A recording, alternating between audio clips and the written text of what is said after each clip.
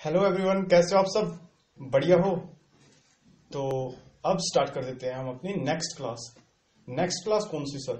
हमारी next class रहेगी 5th class. हाँ, अब देखो आज की क्लास में हमें क्या क्या चीजें डिस्कस करनी है, एक बार उन्हें देख लेते हैं।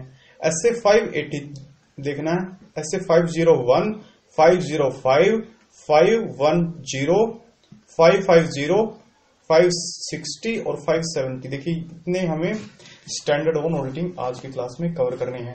हाँ, ये जो स्टैंडर्ड ऑन ऑडिटिंग है ये ज्यादा बड़े बड़े नहीं हैं, ऑन एन एवरेज छोटे छोटे स्टैंडर्ड्स हैं, बट इम्पोर्टेंट हैं क्योंकि ऐसे 500 की सीरीज से हैं।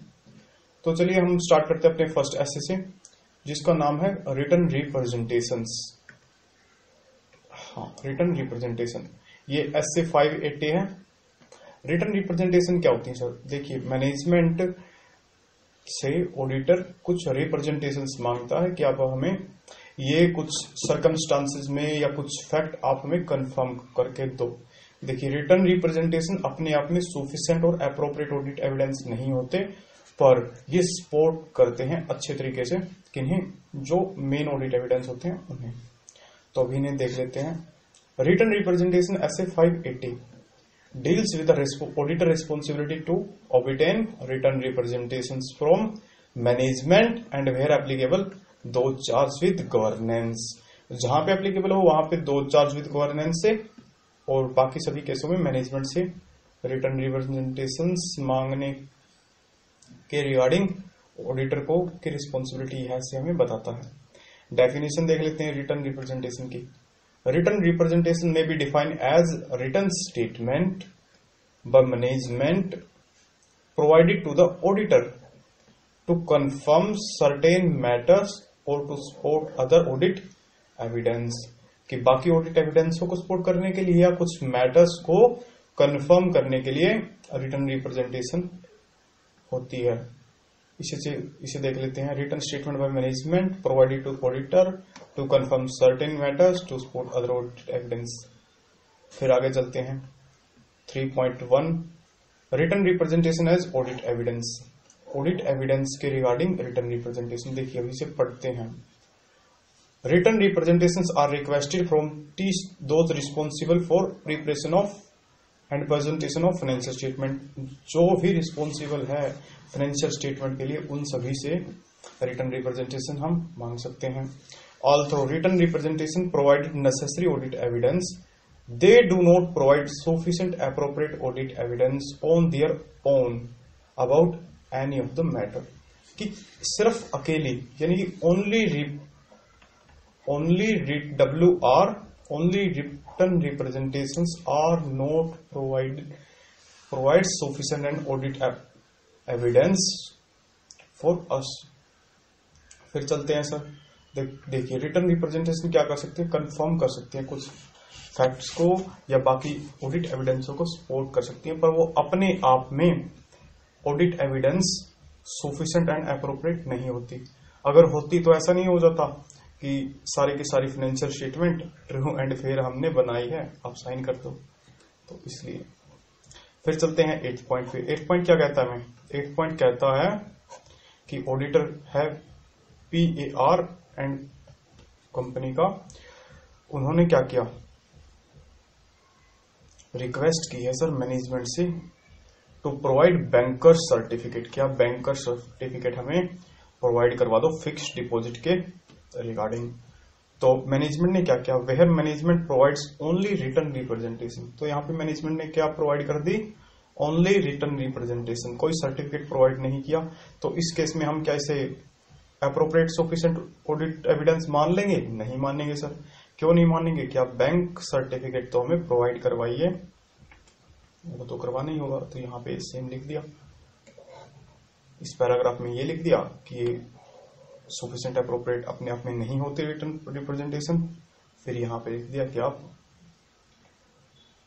डायरेक्शंस दो कि बैंकर सर्टिफिकेट हमें मिले। फिर आ गया ऑब्जेक्टिव। क्या है सर ऑडिटर के? ऑब्जेक्टिव है सबसे पहला तो सर ऑब्टेन करना, दूसरा टू सपोर्ट अदर एविडेंस, बाकी एविडेंसों को सपोर्ट करने के लिए, या टू रिस्पोंड एप्रोप्रिएटली अगर उन्होंने हमें क्या नहीं दिया सर, रिटर्न रिप्रेजेंटेशन नहीं दी मैनेजमेंट ने, तो हम क्या करेंगे, अकॉर्डिंगली अपने एक्शन इनिशिएट करेंगे। यही बात आ गई सर। सबसे पहले ला ऑब्जेक्टिव ऑडिटर का है ऑब्टेन करनी sir written representation, second support other evidence, बाकी एविडेंस को सपोर्ट करना, और थर्ड टू रिस्पॉन्ड अप्रोप्रिएटली, कि अगर if management does not provide the written representations requested by the auditor, then auditor have to respond appropriately. फिर चलते हैं topic number 3.3 पे। ये क्या कहता है, मैनेजमेंट फ्रॉम होम। यहां पे जो मैनेजमेंट लिखा है ना, ये ऑडिटर के पॉइंट ऑफ व्यू से है कि आपको ये डिसाइड करना कि किन से रिटर्न रिप्रेजेंटेशन मांगी जाए। देखिए जो एक्चुअल लेवल पे रिस्पॉन्सिबल होते हैं फाइनेंशियल स्टेटमेंट के लिए, उन्हीं से तो हम रिटर्न रिप्रेजेंटेशन मांगेंगे, है ना। फिर चलते हैं पॉइंट नंबर 3.4 की, और 3.4 क्या कहता है, return representations about management responsibility, कि सर मैनेजमेंट की रिस्पॉन्सिबिलिटी के रिगार्डिंग हमें एक रिटर्न रिप्रेजेंटेशंस लेना बहुत जरूरी है, कि उसमें मैनेजमेंट क्या कंफर्म करे, उसमें मैनेजमेंट हमें ये एक्सप्लेन करे कि सारे की सारे फैक्ट्स हमने फाइनेंशियल स्टेटमेंट में इनकॉर्पोरेट कर लिए हैं। Information and completeness of transaction, कि हमें ये प्रोवाइड करे कि जो भी इंफॉर्मेशन उनकी नॉलेज में थी सारी की सारी फाइनेंशियल स्टेटमेंट में क्या की हैं, इनकॉर्पोरेट कर ली गई है, और जितने भी ट्रांजैक्शन है कंप्लीटली रिकॉर्डेड हैं। यही बात यहां पे लिख दिया। It has provided that auditor with all relevant information and access as agreed in the terms of audit engagement. देखिए ऐसे 210 agreeing the terms of audit engagement में हमने क्या कहा था कि सर अनरिस्ट्रिक्टेड एक्सेस मिलनी चाहिए, सारी की सारी इंफॉर्मेशन मिलनी चाहिए, और एडिशनल इंफॉर्मेशन अगर ऑडिटर मांगता है तो वो भी उसे मिलनी चाहिए, ये प्रोवाइड करो। प्लस सारे के सारे transactions have been recorded and are reflected in financial statement, के सारे ट्रांजैक्शंस आपने फाइनेंशियल स्टेटमेंट में रिकॉर्ड किए हैं और रिफ्लेक्ट भी हो रहे हैं। फिर चलते हैं थोड़ा सा और आगे। Description of management responsibility in return representation. Sir WR में मैनेजमेंट की रिस्पॉन्सिबिलिटीज तो ऑब्वियस सी बात है सर, उसी के रिगार्डिंग तो हम रिटर्न रिप्रेजेंटेशन मंगवाते हैं। अदर रिप्रेजेंटेशन, बाकी जो भी रिप्रेजेंटेशन ऑडिटर को लगे कि ये चाहिए तो सर ऑडिटर को मैनेजमेंट ने वह भी प्रोवाइड करवानी पड़ेगी। अब चलते हैं हम पॉइंट 3.6 की ओर। 3.6 क्या कहता है, date of and periods covered by the written representation, कि रिटर्न रिप्रेजेंटेशन में जो टाइम पीरियड कवर होगा या जो उस रिटर्न रिप्रेजेंटेशन की डेट होगी वो कभी भी ऑडिट रिपोर्ट के बाद ना हो। ऑब्वियस सी बात है सर, ऑडिट एविडेंस कब ऑब्टेन करते हैं, ऑडिट रिपोर्ट इशू करने से पहले, क्योंकि जो भी ऑडिट एविडेंस होते हैं उन पे ही ऑडिटर का ओपिनियन डिपेंड करता है। तो इस केस में ये डेट क्या होनी चाहिए, it shall be near as practicable but not after the date of auditors report on the financial statement. Obvious सी बात है, ऑडिटर रिपोर्ट के बाद ना हो। फिर चलते हैं form of written representation. Sir form क्या रहेगी रिटर्न रिप्रेजेंटेशन की, रिटर्न रिप्रेजेंटेशन की फॉर्म रहेगी sir representation letter address to the auditor, कि उसमें साफ साफ लिखा हुआ हो कि ये जो भी फैक्ट या सर हम कवर कर रहे हैं, जिस चीज के रिगार्डिंग रिटर्न रिप्रेजेंटेशन दे रहे हैं वो ऑडिटर के लिए है। फिर चलते हैं सर 3.8 की ओर। 3.8 क्या कहता है, doubt as to the reliability of written representations and requested written representation not provide. देखिए यहाँ पे दो केस आ गए सर। पहला केस तो आ गया डाउट है हमें रिलायबिलिटी के रिगार्डिंग, या दूसरा केस आ गया हमें रिटर्न रिप्रेजेंटेशन प्रोवाइड ही नहीं की। देखिए सिंपल सी बात है, अगर डायरेक्ट सेकंड केस बन रहा है कि हमें तो इंफॉर्मेशन ही प्रोवाइड नहीं की, तो हम क्या करेंगे सर, हम हायर लेवल मैनेजमेंट से डिस्कशन करेंगे कि रीजन क्या है रिटर्न रिप्रेजेंटेशन ना देने का, और उसके अकॉर्डिंग हम फिर एक्शन इनिशिएट करेंगे। अब आते हैं हम फर्स्ट स्टेप में, हमें सर डाउट है तो इस डाउट को भी दूर करना होगा, बेसिक बात है। until unless we have resolved this doubt we will not conclude our report। फिर चलते हैं आगे, ये वही पॉइंट आ गया, requested written representation not provided, हमें दी ही नहीं सर, रिटर्न रिप्रेजेंटेशन। तो इस केस में होगा discuss the matter with management, discussion कर लेंगे सर, री इवेल्युएट करेंगे इंटीग्रिटी और अप्रोप्रिएट एक्शन इनिशिएट करेंगे। ऐसे 705 के अकॉर्डिंग। 705 में क्या कहता है सर, जो भी इंपैक्ट आपको लगता है आप अपनी ऑडिट रिपोर्ट में दिखा दो। अब ऐसे हमारा यहां पे कवर हो गया ऐसे 580 हमारा कंप्लीट हो गया रिटर्न रिप्रेजेंटेशन। अब हम स्टार्ट करते हैं अपना सीक्वेंस का सेकंड ऐसे। सेकंड ऐसे कौन सा सर, सेकंड ऐसे 501 audit evidence specific consideration for selected item. ठीक है सर, अब इसे डिस्कस कर लेते हैं। नाम है, देखिए इसका नाम याद, ऑब्वियस सी बात है सर, आप याद कर लोगे, हो ही गया याद, तो देखना एक बार हो गया क्या याद। Audit evidence specific consideration for selected item. चलते हैं फिर। ऑब्जेक्टिव क्या है सर ऑडिटर का, देखिए ऑडिटर के ऑब्जेक्टिव इसमें ये ऑब्जेक्टिव है कि सफिशिएंट और एप्रोप्रिएट ऑडिट एविडेंस आपको ऑब्टेन करना है। ठीक है सर, किस चीज के रिगार्डिंग, तीन चीजों के regarding. First, existence and condition of inventory, कि इन्वेंट्री जो आप अपने बैलेंस शीट में as a closing stock show कर रहे हो वो एग्जिस्ट भी करती है या नहीं, और अगर एग्जिस्ट करती है तो किस कंडीशन में एग्जिस्ट करती है। कहीं ऐसा तो नहीं कि वो जो भी इन्वेंट्री है उसकी कंडीशन नॉर्मल ना हो। फिर चलते हैं sir, completeness of litigation and claims involving the entity. Second point में ये कहता है कि जो भी आप पर लिटिगेशंस चल रहे हैं या जो भी आप पर क्लेम के रिगार्डिंग लिटिगेशन चल रहे हैं उन्हें क्या करना है, कंप्लीटली आपने डिस्क्लोज किया है या नहीं। और थर्ड ऑब्जेक्टिव कहता है कि जो भी सेगमेंट इंफॉर्मेशन है उसका प्रेजेंटेशन और डिस्क्लोजर अकॉर्डिंग विद AFRF हुआ है या नहीं, ये चेक करना। ठीक है, ऐसे 501 तीन चीजों के रिगार्डिंग डिस्कशन करता है हमेशा, इन्वेंट्री के रिगार्डिंग, लिटिगेशंस एंड क्लेम्स के रिगार्डिंग और सेगमेंट इंफॉर्मेशन के रिगार्डिंग। ठीक है सर, अब वन बाय वन हम इन्हें देख लेते हैं। फर्स्ट पॉइंट था 4.1 पैराग्राफ में इन्वेंट्री। ऐसे 501 में पहली चीज कौन सी थी सर, इन्वेंट्री थी।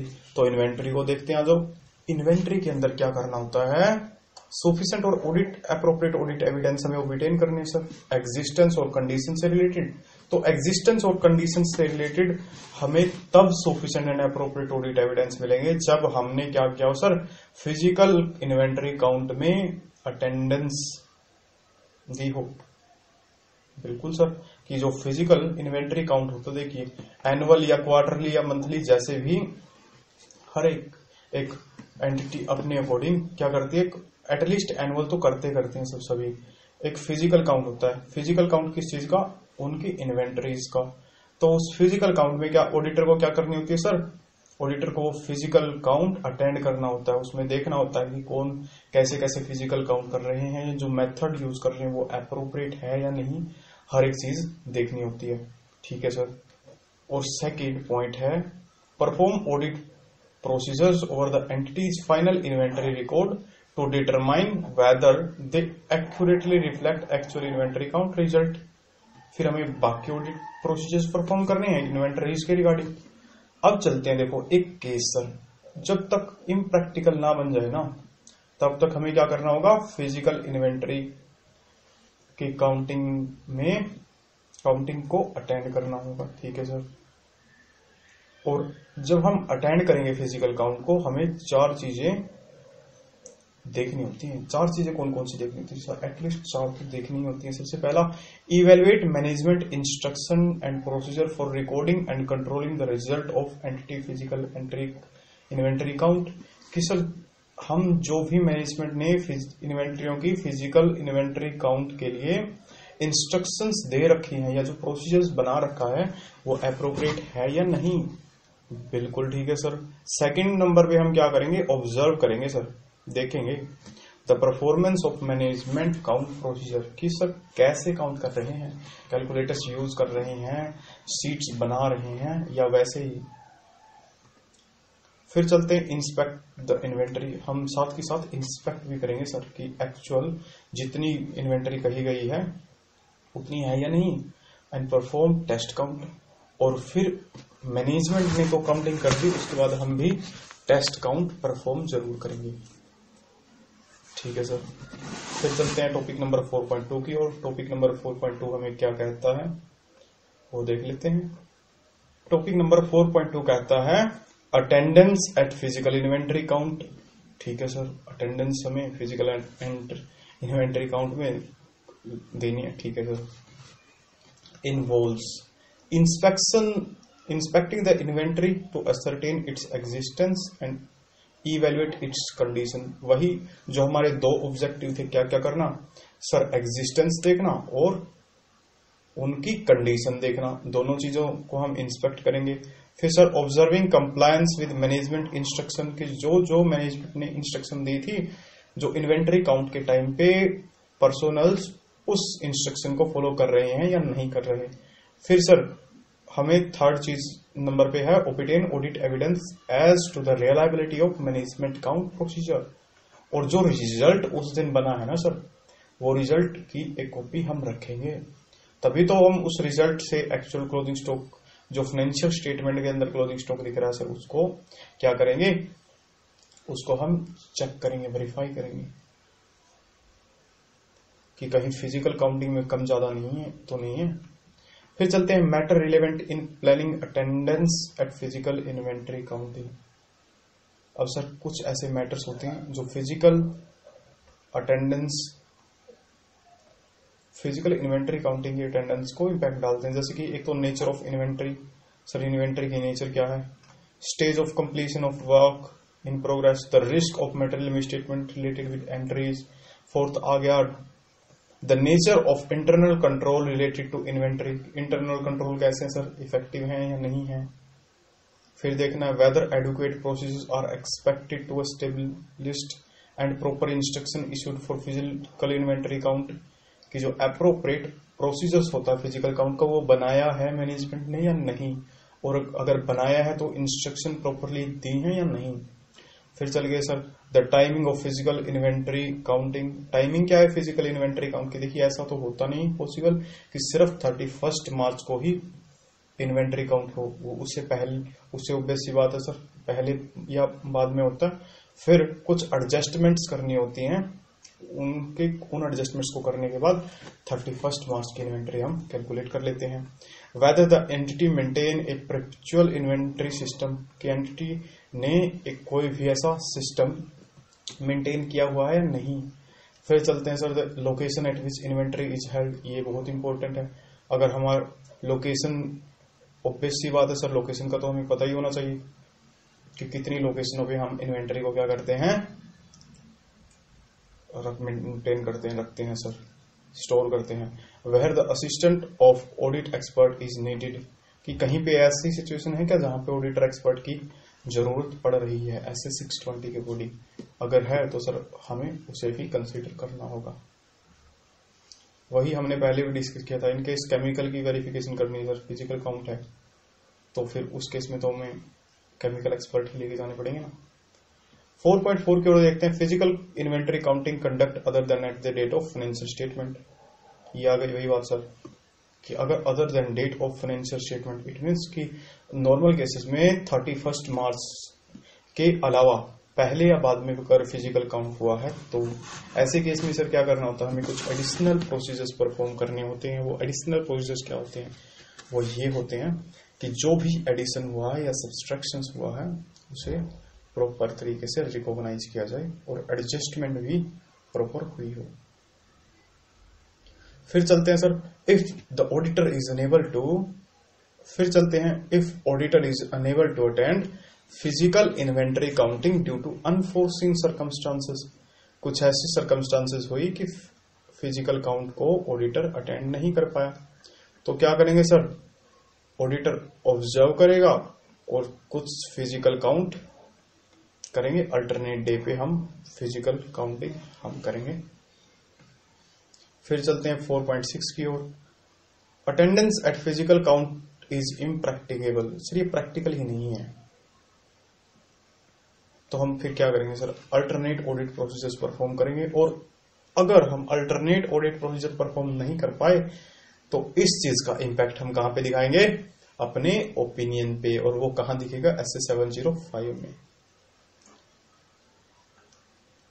चलते हैं फिर हम, ये एग्जांपल आप पढ़ लेना। ये 9th पॉइंट में क्या इलस्ट्रेशन में क्या कहा गया है, 9th इलस्ट्रेशन में कहा गया है कि जॉब वर्क करते थे कौन, वेरियस जॉब वर्कर, और इन्वेंटरी वहां पे है। तो सर इस केस को कैसे हैंडल करेंगे, देखिए। When inventory under the custody and control of third party is material to financial statement, the auditor shall obtain sufficient and appropriate audit evidence regarding to existence and conditions of that inventory by the performing one or both of the following। सबसे पहले तो क्या हो सकता है sir, हम request कर दें उन सभी को क्या कि आप कंफर्मेशन हमें प्रोवाइड करो कि आपके पास कितनी क्वांटिटी में और किस कंडीशन में इन्वेंटरी है। फिर आ गया सर, हम इंस्पेक्शन भी परफॉर्म कर सकते हैं कि जो कंफर्मेशन हमें मिली है वो एक्यूरेट है या नहीं है, अप्रोप्रिएट है या नहीं है। ठीक है सर, ये इन्वेंटरी वाला पोर्शन हमारा हुआ कंप्लीट। फिर चलते हैं हम सेकंड पोर्शन की ओर। सेकंड पोर्शन क्या कहता है, सेकंड पोर्शन हमें बताता है लिटिगेशंस एंड क्लेम्स के रिगार्डिंग। सर लिटिगेशन प्रोसेस जो चल रही है वो अप्रोप्रिएट तरीके से हमने क्या की है, उसका डिस्क्लोजर फाइनेंशियल स्टेटमेंट में दिया है। अगर कोई इम्पैक्ट बन रहा था, प्रोविजनिंग की रिक्वायरमेंट थी, वो भी प्रॉपर की है। देखिए सर, ए पॉइंट पे हम क्या करेंगे, इंक्वायरी करेंगे सबसे पहले तो मैनेजमेंट से कि कोई ऐसे रिटर्न लिटिगेशन प्रोसेस चल रही हो या कोई क्लेम्स वगैरह हो, पेंडिंग हो, ड्यू हो। ठीक है सर,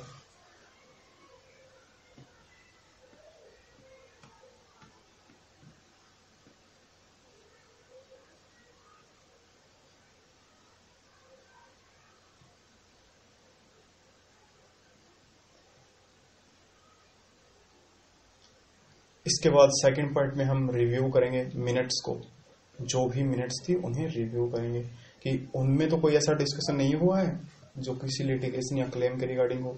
फिर थर्ड पॉइंट पे सर हम रिन्यू करेंगे लीगल एक्सपेंस अकाउंट को। सर लीगल एक्सपेंस अकाउंट को क्यों रिव्यू करेंगे, लीगल एक्सपेंस अकाउंट को रिव्यू इसलिए करेंगे इन केस अगर लीगल एक्सपेंस अकाउंट में ट्रांजेक्शन हमें मिली तो बेसिक बात है सर, कोई न कोई तो लिटिगेशन या क्लेम होगा तभी तो है, अदरवाइज क्यों मिलेगी वहां पे। ठीक है sir, if auditor assess a risk of material misstatement regarding litigation और claim then communication with the entity external legal council.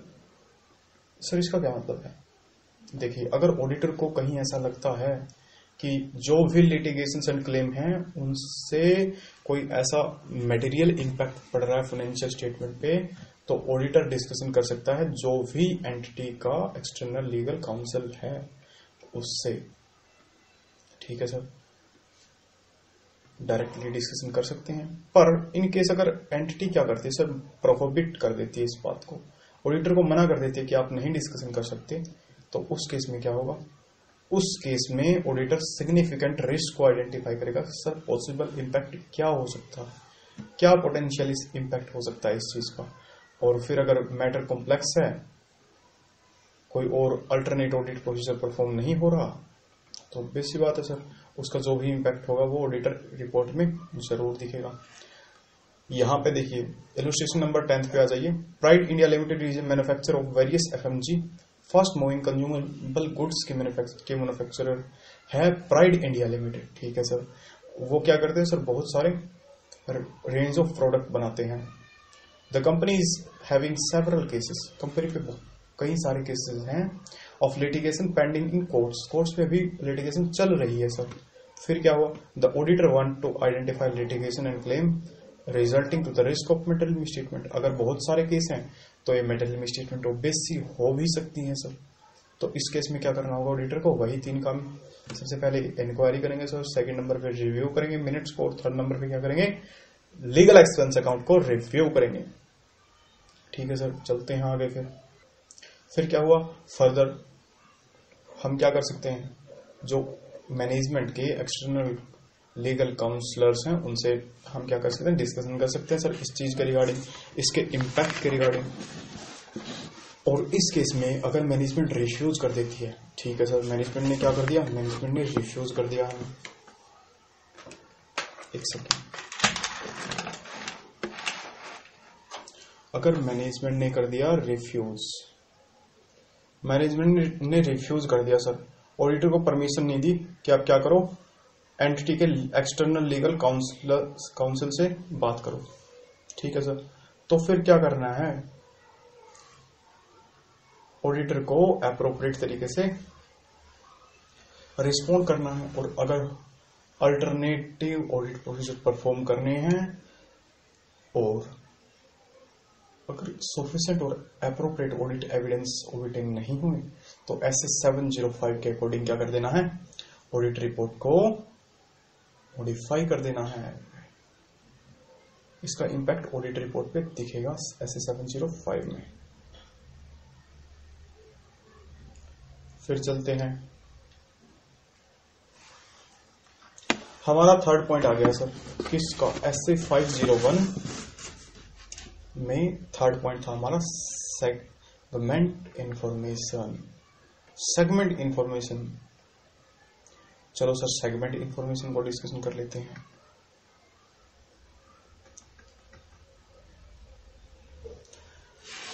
अब चलते हैं, देखिए यहां पे आइए पढ़ते हैं। ऑडिटर सेल्फ ऑबिटेन, ऑडिटर क्या करेगा, सफिशिएंट और एप्रोप्रिएट ऑडिट एविडेंस ऑबिटेन करेगा। किस चीज के रिगार्डिंग, जो एक सेगमेंट है पर्टिकुलर उसके डिस्क्लोजर और प्रेजेंटेशन के रिगार्डिंग, ठीक है सर। ये जो डिस्क्लोजर होगा किसी भी सेगमेंट का और प्रेजेंटेशन होगी सर, ये किस चीज पे डिपेंड करती हैं, ये एप्लीकेबल फाइनेंशियल रिपोर्टिंग फ्रेमवर्क पे डिपेंड करती हैं कि हमें कितने सेगमेंट बनाने हैं, और जो भी सेगमेंट बनाने थे उनको का एप्रोप्रिएट डिस्क्लोजर और प्रेजेंटेशन हुई है नहीं हुई है, ठीक है सर। हमें समझना होगा क्या, understanding of the method used by management in determining segment information, कि हर एक सेगमेंट की इंफॉर्मेशन को कैसे डिटरमाइन किया गया है, सबसे पहले ये मेथड समझना होगा। और सेकंड पॉइंट पे हमें एनालिटिकल प्रोसीजर्स परफॉर्म करने होंगे, ठीक है सर। अब जब समझेंगे ना सर हम, तो यहां पे दो चीजें और निकल के आती है, वो क्या है, इवेल्युएट करेंगे sir whether such method are likely to result in disclosure and accordance with applicable financial reporting framework, कि जो मेथड यूज की है मैनेजमेंट ने वो क्या है, वो एप्रोप्रिएट हैं या नहीं। और हम करेंगे सर टेस्टिंग करेंगे उन मेथड्स की, ठीक है सर। फिर चलते हैं थोड़ा सा और आगे, देखिए जब भी हम क्या करेंगे, अंडरस्टैंडिंग ऑबिटेन करेंगे methods use by management in preparation of segment information, तो कुछ स्पेसिफिक ट्रांजैक्शंस होती हैं जिन्हें हम ध्यान में रखते हैं। वो कौन कौन सी होती हैं सर, जैसे सेल हो गया, ट्रांसफर हो गया, चार्ज बिटवीन सेगमेंट, यानी कि इंटर सेगमेंट ट्रांसफर्स के अंदर जो भी अगर प्रॉफिट हमने इंक्लूड किया हुआ है उसे एलिमिनेट करेंगे, ये बहुत जरूरी है, ठीक है सर। कंपैरिजन करेंगे बजट के साथ या एक्सपेक्टेड रिजल्ट्स के साथ उन ऑपरेटिंग सेगमेंटों के, और जो एलोकेशन ऑफ एसेट्स और कॉस्ट रहेगी सर उन सेगमेंट के बीच में, उसे भी हम क्या करेंगे, वेरीफाई करेंगे। और कंसिस्टेंसी देखेंगे कि जो डिस्क्लोजर और प्रेजेंटेशन हो रही सेगमेंट की वो कंसिस्टेंटली अप्लाई हो रही है या नहीं। अब इसके बाद चलते हैं हम अपने थर्ड ऐसे की ओर से। थर्ड ऐसे क्या कहता है, थर्ड ऐसे है एक्सटर्नल कंफर्मेशन, ऐसे 505, ठीक है सर। ये ऐसे किस चीज के रिगार्डिंग है, जैसे नाम से ही पता चलता है एक्सटर्नल कंफर्मेशन। एक्सटर्नल कंफर्मेशन क्या होता है, एक डायरेक्ट रिस्पॉन्स होता है, कहां से सर, थर्ड पार्टी से डायरेक्ट रिस्पॉन्स ऑडिटर को, सिंपल लैंग्वेज तो यही है ऐसे की। अब देखते हैं चलो इसे, external confirmation SA 505 deals with the auditor use of external confirmation procedure to obtain audit evidence. देखिए ऐसे 500 में हमने क्या देखा था, सर ऑडिट एविडेंस ऑबिटेन करने हैं, सफिशिएंट और एप्रोप्रिएट ऑडिट एविडेंस ऑबिटेन करने हैं, तो उसमें एक मेथड था, वो क्या था, एक्सटर्नल कंफर्मेशन। अब एक्सटर्नल कंफर्मेशन मेथड जब यूज करते हैं ना तो सर रिलायबिलिटी थोड़ी सी बढ़ जाती है। रीजन कि जो भी एविडेंस हमें मिलता है वो किसी थर्ड पार्टी से डायरेक्ट हमें मिलता है, तो उस केस में इंडिपेंडेंट सोर्स हो गया तो रिलायबिलिटी क्या हुई सर, बढ़ गई। फिर आया जो डायरेक्टली हमें मिला है सर, उसमें भी रिलायबिलिटी बढ़ गई, और जो डॉक्यूमेंट्री फॉर्म में मिला सर वो इलेक्ट्रॉनिक फॉर्म से ज्यादा ही क्या होता है, रिलायबल होता है। तो ये तीनों के तीनों पॉइंट यहाँ पे लिखे हुए हैं। Audit evidence is more reliable when it is obtained from independent source. तो रिटन रिप्रेजेंटेशन क्या होती है sir? Written representation independent source ही तो होती है। फिर चलते हैं, audit evidence obtained directly by the auditor is more reliable than audit evidence obtained indirectly by the inference और बाय इन्फ्रेंस। देखिए, अगर मैनेजमेंट को मिलती है कंफर्मेशन और मैनेजमेंट हमें प्रोवाइड करती है, तो इस केस में क्या है, ये थोड़ी सी कम रिलायबल रहती है। बट अगर डायरेक्टली हमें मिली है तो मोर रिलायबल रहेगी। ये तीनों के तीनों पॉइंट कवर हो गए। देखिए, ऐसे 505 में ऑब्जेक्टिव क्या है ऑडिटर के? ऑडिटर के ऑब्जेक्टिव ये हैं कि एक्सटर्नल कंफर्मेशन प्रोसेस परफॉर्म करना है, वो प्रॉपर डिजाइन हो और अप्रोप्रिएट तरीके से परफॉर्म हो। किस चीज के रिगार्डिंग करना होता है सर? ये रिलेवेंट ऑडिट एविडेंस ऑब्टेन करने का एक मेथड होता है एक्सटर्नल कंफर्मेशन। चलते हैं सर, डेफिनेशन देखनी है, देख लेते हैं एक बार। An audit evidence obtain as a direct written response to the auditor from third party in paper form और इलेक्ट्रॉनिक और other medium. Sir, third party से डायरेक्ट एक रिटन रिस्पॉन्स अगर हमें मिलता है तो उसे हम क्या कहते हैं? उसे हम एक्सटर्नल कंफर्मेशन कहते हैं कि सामने वाली पार्टी ने कुछ फैक्ट कंफर्म किए हैं, या कोई ट्रांजैक्शन या कोई अकाउंट बैलेंस या कोई इवेंट क्या किया है, कंफर्म किया है। देखिए, audit evidence obtain as a direct written response. सबसे पहली बात तो सर, ऑडिट एविडेंस ऑब्टेन किया है कैसे? डायरेक्ट रिटन रिस्पॉन्स में किसे मिला सर? ऑडिटर को। कहां से? तीसरी थर्ड पार्टी से, या तो पेपर फॉर्म में हो, इलेक्ट्रॉनिक फॉर्म में हो, या अदर मीडियम में हो।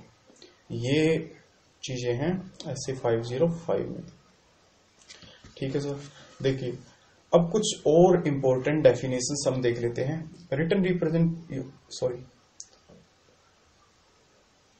एक्सटर्नल कंफर्मेशन कितने तरीके की हो सकती है? देखिए, दो तरीके की हो सकती हैं। एक तो होती है पॉजिटिव कंफर्मेशन रिक्वेस्ट और नेगेटिव कंफर्मेशन रिक्वेस्ट। अब हमें एक्सटर्नल कंफर्मेशन चाहिए तो उसके लिए हमें क्या करनी पड़ेगी? एक रिक्वेस्ट देनी पड़ेगी। पर रिक्वेस्ट यहाँ पे दो तरीके की रिक्वेस्ट बताई गई है। First positive confirmation request, second negative confirmation request. ठीक है सर। पॉजिटिव कंफर्मेशन रिक्वेस्ट में तो ये होता है कि सामने वाली थर्ड पार्टी को रिस्पॉन्स करना होगा, भले ही वो एग्री हो रहे हो फैक्ट से या वो डिसएग्री हो रहे हो। ठीक है सर। पर नेगेटिव कंफर्मेशन रिक्वेस्ट में क्या करना होता है? नेगेटिव कंफर्मेशन रिक्वेस्ट में सामने वाले को ये लिख दिया जाता है कि इन केस आप डिसएग्री हैं तो हमें क्या करें? रिप्लाई करें, अदरवाइज हम एज्यूम कर लेंगे कि आप एग्री हो।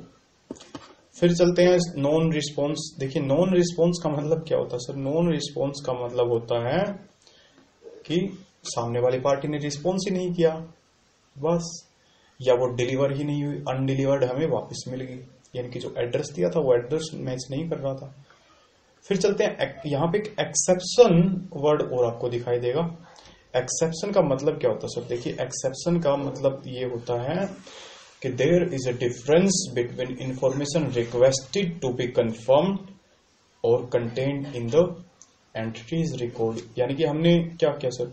हमने एक पार्टी को कहा कि आपके कितने रुपए देने अभी बाकी हैं उस एंटिटी को जिसके हम ऑडिटर हैं। तो उन्होंने कहा 50 लाख, पर फाइनेंशियल स्टेटमेंट में कितने लिखे हुए थे? फाइनेंशियल स्टेटमेंट में लिखे हुए थे 55 लाख रुपीज। तो जो 5 लाख का डिफरेंस आ गया, ये क्या सर? ये एक्सेप्शन है, और इसे हम फिर अप्रोप्रिएट तरीके से अल्टरनेट ऑडिट प्रोसीजर परफॉर्म करके वेरीफाई करते हैं कि what is the reason behind this, कि जो एक्सेप्शन बनी है इसमें क्या रीजन रहा सर एक्सेप्शन बनने में।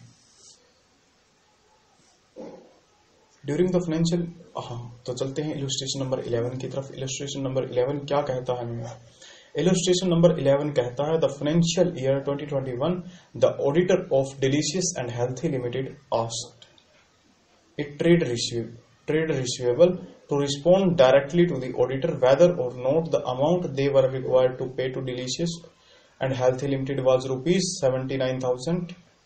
ठीक है सर, इसका मतलब क्या होगा? इसका मतलब ये होगा कि सर ये पॉजिटिव कंफर्मेशन रिक्वेस्ट होगी कि आपको रिप्लाई करना है सर, भले ही आपको पेमेंट करनी हो या पेमेंट ना करनी हो।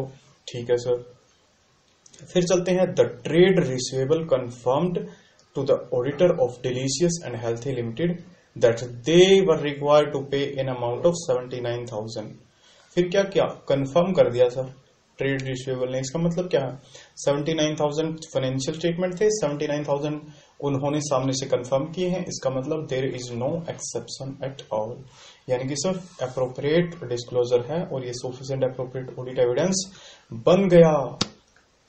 फिर चलते हैं हम थोड़ा सा और आगे। अब एक्सटर्नल कंफर्मेशन का प्रोसीजर कहा गया है कि अगर हम एक्सटर्नल कंफर्मेशन मेथड फॉलो करते हैं तो उसका प्रोसीजर क्या रहेगा सर फॉलो करने का। सबसे पहले तो हमें इंफॉर्मेशन पता होनी चाहिए कि सर कौन सी इंफॉर्मेशन हमें क्या करनी है, कंफर्म करनी है। The information which we are required to confirm. ठीक है सर, सेकंड पॉइंट पे चलते हैं, selecting the appropriate confirming party. Second point में हमें क्या करना होगा सर, अप्रोप्रिएट पार्टी को सिलेक्ट करना होगा कि कंफर्मेशन हमें किन से चाहिए है। फिर थर्ड पॉइंट की ओर चलते हैं। थर्ड पॉइंट क्या कहता है? थर्ड पॉइंट कहता है डिजाइनिंग द कंफर्मेशन रिक्वेस्ट, कि हमें कंफर्मेशन रिक्वेस्ट क्या करनी है सर, डिजाइन करनी है। ठीक है सर, फिर आ गया डी पॉइंट यानी कि फोर्थ पॉइंट। फोर्थ पॉइंट कहता है sending the request including follow up request, यानी कि हम रिक्वेस्ट तो भेज देते हैं पर उसके साथ हमें फॉलो अप रिक्वेस्ट का भी ध्यान रखना है। इनकेस टाइमली मैनर में हमें रिप्लाई नहीं रिसीव हुआ पॉजिटिव कंफर्मेशन का, तो हम क्या करेंगे सर, फिर फॉलो अप रिक्वेस्ट डालेंगे। फिर चलते हैं 5.4 की ओर। 5.4 क्या कहता है? Determine the information to be confirm. कौन सी इंफॉर्मेशन हमें कंफर्म करवानी है वो डिटरमाइन करेंगे। Selecting the appropriate confirming party, सबसे पहली बात तो सर वही पार्टी सिलेक्ट करेंगे जो जिसकी विलिंगनेस रहेगी, जिसे नॉलेज होगी सर कि वो रिप्लाई कर पाए। डिजाइनिंग द कंफर्मेशन रिक्वेस्ट, देखिए कंफर्मेशन रिक्वेस्ट जब भी हम डिजाइन करते हैं उसमें हम कुछ फैक्टर्स होते हैं जिन्हें कंसीडर जरूर करते हैं। पहला तो significant risk, specific identified risk of material misstatement including fraud risk, ये भी हमें ध्यान में रखना होता है। The layout and presentation of confirming request, ये जो हम रिक्वेस्ट डाल रहे हैं सर कुछ फैक्ट कंफर्म करने की, उसकी लेआउट और प्रेजेंटेशन क्या रहेगा। Prior experience on the audit of similar engagement, कि पहले का अगर हमारा कोई एक्सपीरियंस हो तो उस एक्सपीरियंस को भी यूज करेंगे कि किस केस में पार्टी रिप्लाई करती है या क्या क्या रीजंस हो सकते हैं, है ना। द असर्शंस बीइंग एड्रेस, हमें ये तो ऑब्वियस सी बात है सर ध्यान में रखना होगा कि असर्शन कौन से हम एड्रेस कर रहे हैं, ये कोई क्लास ऑफ ट्रांजैक्शन है या अकाउंट बैलेंस है। फिर चलते हैं फोर्थ पॉइंट की ओर। फोर्थ पॉइंट क्या कहता है? फोर्थ पॉइंट कहता है द मेथड ऑफ कम्युनिकेशन।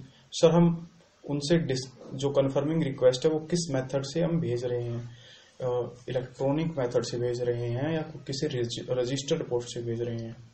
फिर चलते हैं मैनेजमेंट अथोराइजेशन। ऑब्वियस ही बात है sir, until unless management has not authorised us to send confirmation request we will not send anyone. फिर लास्ट पॉइंट आ गया the ability of intended confirming party, कि जो जिनसे हमें कंफर्म करना है एबिलिटी भी है उस पार्टी के पास या नहीं। Follow up confirmation request, obvious बात सर इनकेस रीजनेबल टाइम में हमें रिप्लाई नहीं मिला तो फॉलो अप जरूर किया जाएगा। Management refusal to allow the auditor to send a confirmation request, यहीं पे फिर आ गई सर वही बात, मैनेजमेंट ने क्या कर दिया, रिफ्यूज कर दिया।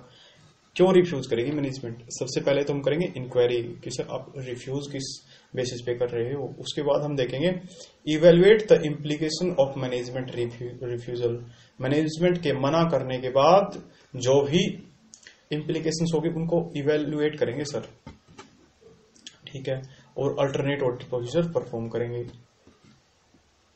अब उसके बाद चलते हैं थोड़ा सा और आगे।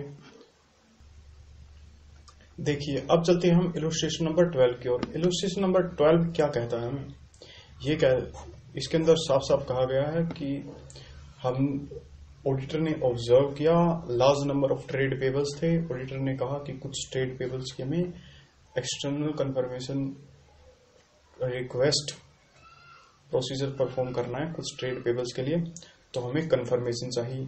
फिर मैनेजमेंट ने क्या किया, रिफ्यूज कर दिया। तो सर उसी केस में हम 3 चीजें देखेंगे। सबसे पहले इंक्वायरी करेंगे reason for the refusal. Second चीज पे हम देखेंगे evaluate the implication of management refusal, कि मैनेजमेंट के रिफ्यूजल से जो जो इम्प्लीकेशन हो रही है उन्हें हम इवेल्युएट करेंगे। और थर्ड पॉइंट पे अल्टरनेट ऑडिट प्रोसीजर डिजाइन करेंगे। इन केस फिर भी हमें सफिशिएंट और एप्रोप्रिएट ऑडिट एविडेंस नहीं मिला तो हम 2 चार्ज विद गवर्नेंस से डिस्कशन करेंगे। और अगर मैनेजमेंट और TCWG सेम है तो उस केस में क्या करेंगे, फिर हम SA 705 पे के अकॉर्डिंग अपने ओपिनियन पर इस चीज का इंपैक्ट जरूर लेंगे। अगर किसी भी चीज के रिगार्डिंग ऑडिटर को जो मटेरियल है रिलेवेंट एप्रोप्रिएट ऑडिट एविडेंस नहीं मिले, सफिशिएंट एप्रोप्रिएट ऑडिट एविडेंस नहीं मिले, तो SA 705 के अकॉर्डिंग हम रिपोर्ट पर उस चीज के इम्पैक्ट को जरूर कंसीडर करेंगे। ठीक है सर। फिर चलते हैं result of external confirmation procedure. Result क्या रहेगा, रिजल्ट जो भी आएगा उसकी रिलायबिलिटी हम आइडेंटिफाई करेंगे। अब एक पॉइंट हमने पहले डिस्कस किया था, नेगेटिव कन्फर्मेशंस। नेगेटिव कन्फर्मेशंस का क्या मतलब था सर, नेगेटिव कन्फर्मेशंस का मतलब था please reply if you are disagree with above fact, otherwise there is no need for reply. तो सर ऐसी कौन सी सिचुएशंस होती हैं जहां पे हम नेगेटिव कंफर्मेशन यूज कर सकते हैं। देखिए जहां पे assessed risk of material misstatement बहुत ही कम होता है, ऐसी सिचुएशन। ठीक है सर। या जहां पे बहुत ज्यादा नंबर्स ऑफ कंफर्मेशन पार्टीज होती हैं पर बहुत स्मॉल या होमोजेनियस अकाउंट बैलेंसेस या ट्रांजेक्शन्स होते हैं, या जहां पे एक्सपेक्टेशंस होती है ऑडिटर की एक्सेप्शन तो ना के बराबर होगी। ठीक है। या auditor is not aware of circumstances और conditions that would cause recipient of negative confirmation request to disagree such request. वही मतलब यहां पे आ गया सर कि ऑडिटर को ऐसा लगता है नहीं कि कोई ऐसी सर्कमस्टांसेस एग्जिस्ट कर रही है, तो ऐसे चारों केसों में नेगेटिव कंफर्मेशन हम रिक्वेस्ट फॉलो कर सकते हैं।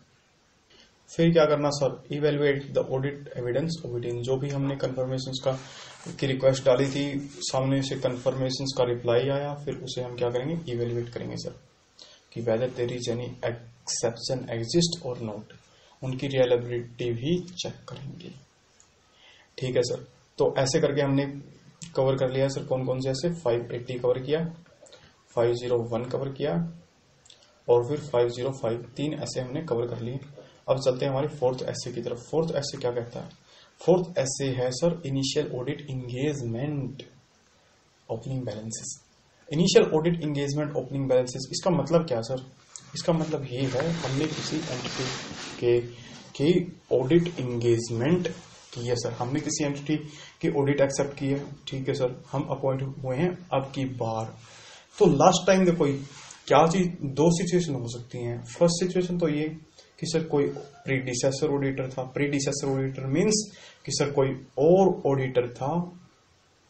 ठीक है सर। या ऐसा हो सकता है कि लास्ट टाइम ऑडिट हुई ही नहीं। बिल्कुल सर। अब दोनों ही केसेस में देखिए ऑब्वियस सी बात है, अगर लास्ट टाइम प्रीडिसेसर ऑडिटर ने ऑडिट की थी तो ऐसे केस में रिस्क कम होता है किस चीज का, कि ओपनिंग बैलेंसेस में मटेरियल मिसस्टेटमेंट एग्जिस्ट करती हो। फिर आ गया सर ऑडिट ही नहीं हुई लास्ट टाइम, तो इस केस में तो ओपनिंग बैलेंसेस में मटेरियल मिसस्टेटमेंट एग्जिस्ट कर सकती है और रिस्क भी बहुत ज्यादा है। ठीक है सर। फिर क्या करेंगे, तो SA 510 यानी कि SA 510 initial audit engagement opening balances हमें यही तो बताता है कि ऑडिटर की रिस्पॉन्सिबिलिटी किस चीज के रिगार्डिंग, ओपनिंग बैलेंसेस के रिगार्डिंग। ठीक है सर। फिर चलते हैं definition of initial audit engagement. An engagement in which either the financial statement for a period prior period were not audited, या तो सर ऑडिट ही नहीं हुई लास्ट टाइम, ठीक है, या सेकंड केस में क्या है, were audited by the predecessor auditor, यानी कि ऐसा ऑडिटर जो हमारी फर्म्स के अलावा कोई और हो, ठीक है सर। ऑब्जेक्टिव देख लेते हैं 6.1 पे ऑब्जेक्टिव दिए हुए हैं। Objective of auditor with respect to opening balances in accordance with an initial audit engagement. Initial audit engagement के रिगार्डिंग क्या सर, ऑब्जेक्टिव किनके, ऑडिटर के, ठीक है sir. First, opening balances contain misstatement that are materially affect the current period financial statement and appropriate accounting policies reflected in the opening balances have been consistently applied in the current period financial statement। या अगर कोई change हुआ है तो वो change भी sir appropriately disclose हुआ हो। अब हम देख सकते हैं दोबारा से सर क्या ऑब्जेक्टिव क्या है। देखिए ऑब्जेक्टिव दो ही है यहाँ पे, हमें क्या करना है, सफिशिएंट और एप्रोप्रिएट ऑडिट एविडेंस ओबिटेन करना है, ठीक है सर। किस चीज के रिगार्डिंग ओबिटेन करना है, हमें दो चीजों के regarding sufficient appropriate audit evidence obtain करने हैं। फर्स्ट तो जो ओपनिंग बैलेंसेस हैं उनमें कोई भी मिसस्टेटमेंट एग्जिस्ट ना कर रही हो, और सेकंड एप्रोप्रिएट अकाउंटिंग पॉलिसीज जो भी हैं वो कंसिस्टेंटली अप्लाई हो रही हो, या अगर कोई चेंज उनमें हुआ है तो वो एप्रोप्रिएट लेवल पर उसका प्रेजेंटेशन और डिस्क्लोजर हो गया हो, ठीक है सर। फिर चलते हैं audit procedure regarding opening balances. Audit procedure regarding opening balance में क्या करना होता है सर, अब आइए यहाँ पे हमेशा सफिशिएंट और एप्रोप्रिएट ऑडिट एविडेंस ओबिटेन करना है हमें हर एक स्टैंडर्ड ऑन ऑडिटिंग के अकॉर्डिंग, ठीक है सर। अब चलते हैं यहाँ पे SA 510 initials engagement opening balances में। सबसे पहले तो हमें क्या करना है, क्लोजिंग बैलेंस अप्रोप्रिएट तरीके से कैरी फॉरवर्ड हुआ हो ये डिसाइड करना है, ठीक है सर। कि लास्ट टाइम जो क्लोजिंग बैलेंस था वही अब की बार क्या है, ओपनिंग बैलेंस है। सबसे पहली चीज क्या थी सर, अप्रोप्रिएट क्या हुआ हो, कैरी फॉरवर्ड हो गया हो, brought forward, sorry carry forward नहीं ब्रॉड फॉरवर्ड कहा जाएगा यहाँ पे, कि जो क्लोजिंग बैलेंसेस थे वो एप्रोप्रिएट तरीके से हमने अब की बार वो ओपनिंग बैलेंसेस ले लिए हैं, ठीक है सर। फिर अकाउंटिंग पॉलिसीज डिटरमाइन करना कि एप्रोप्रिएट एंड कंसिस्टेंटली अप्लाई हो रही हैं या नहीं। फिर performing one or more of the following. देखिए सर अगर लास्ट टाइम क्या हुई थी, ऑडिट हुई थी, ठीक है सर, लास्ट टाइम ऑडिट हुई थी, प्रीडिसेसर ऑडिटर ने ऑडिट की थी, तो उस केस में क्या होगा, जो सर्टिफाइड फाइनेंशियल स्टेटमेंट हो गए, यानी कि copy of audited financial statement, certified नहीं ऑडिटेड फाइनेंशियल स्टेटमेंट की कॉपी लेंगे, ठीक है सर, और इवेलुएट करेंगे ऑडिट प्रोसीजर परफॉर्म, जो करंट पीरियड, फिर से हैंग हो गया, अरे चल रहा, evaluate whether audit procedure perform in current periods provide evidence relevant to the opening balances। फिर sir performing specific audit procedure to obtain evidence regarding the opening balances। इनमें से कोई एक करना ही होगा सर, एक कर सकते हैं या तीनों भी कर सकते हैं। ऑब्वियस सी बात है, लास्ट टाइम अगर ऑडिट हुई थी तो सर ऑडिटेड फाइनेंशियल स्टेटमेंट लेंगे, उनके क्लोजिंग बैलेंसेस को चेक करेंगे, अब की बार के ओपनिंग बैलेंसेस हैं, ठीक है सर, तो ये मान लेंगे कि मेटेरियल स्टेटमेंट एग्जिस्ट नहीं करती।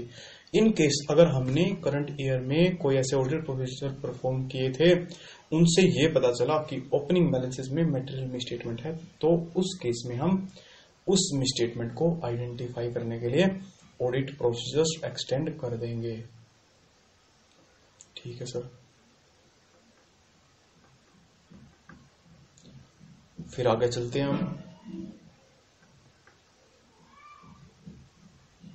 Consistency of accounting policy relating to opening balances. देखिए ओपनिंग बैलेंसेस के regarding accounting policies consistently apply होनी चाहिए, ये आपको पता होता है, और अगर इनके चेंज हुई है तो उसका भी proper disclosure presentation impact financial statement पर आना जरूरी है।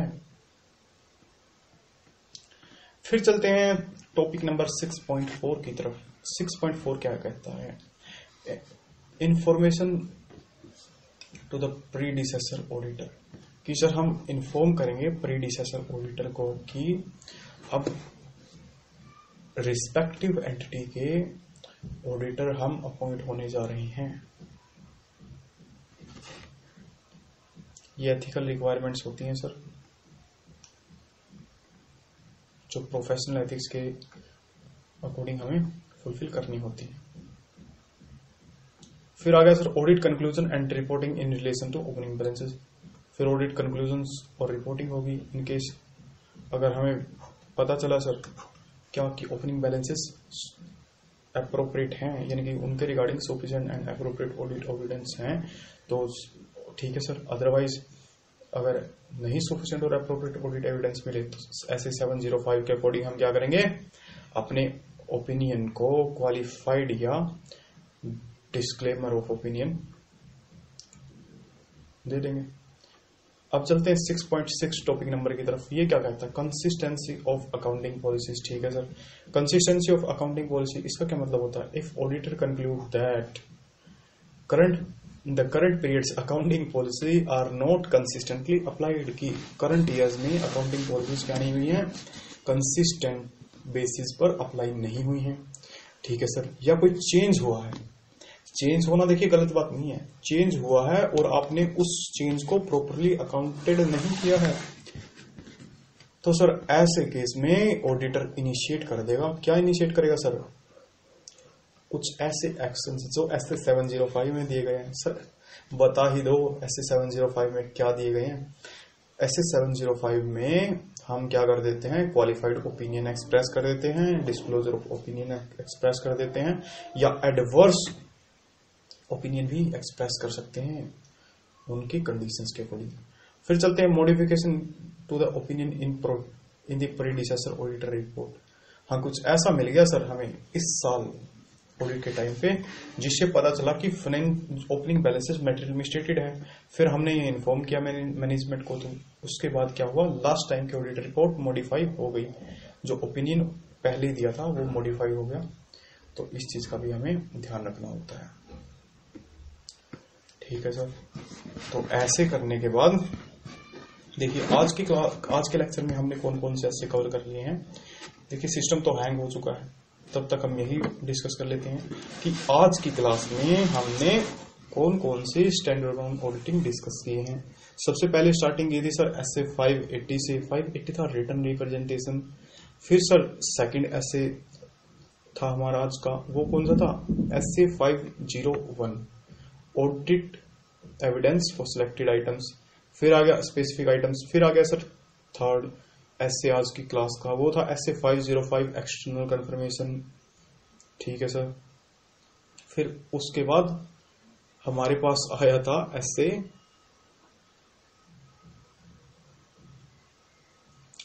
510। सर ऐसे 510 कौन सा था? ऐसे 510 था initial audit engagement opening balances. अब उसके बाद हम करने जा रहे हैं ऐसे 550। ये ऐसे रहेगा रिलेटेड पार्टी का।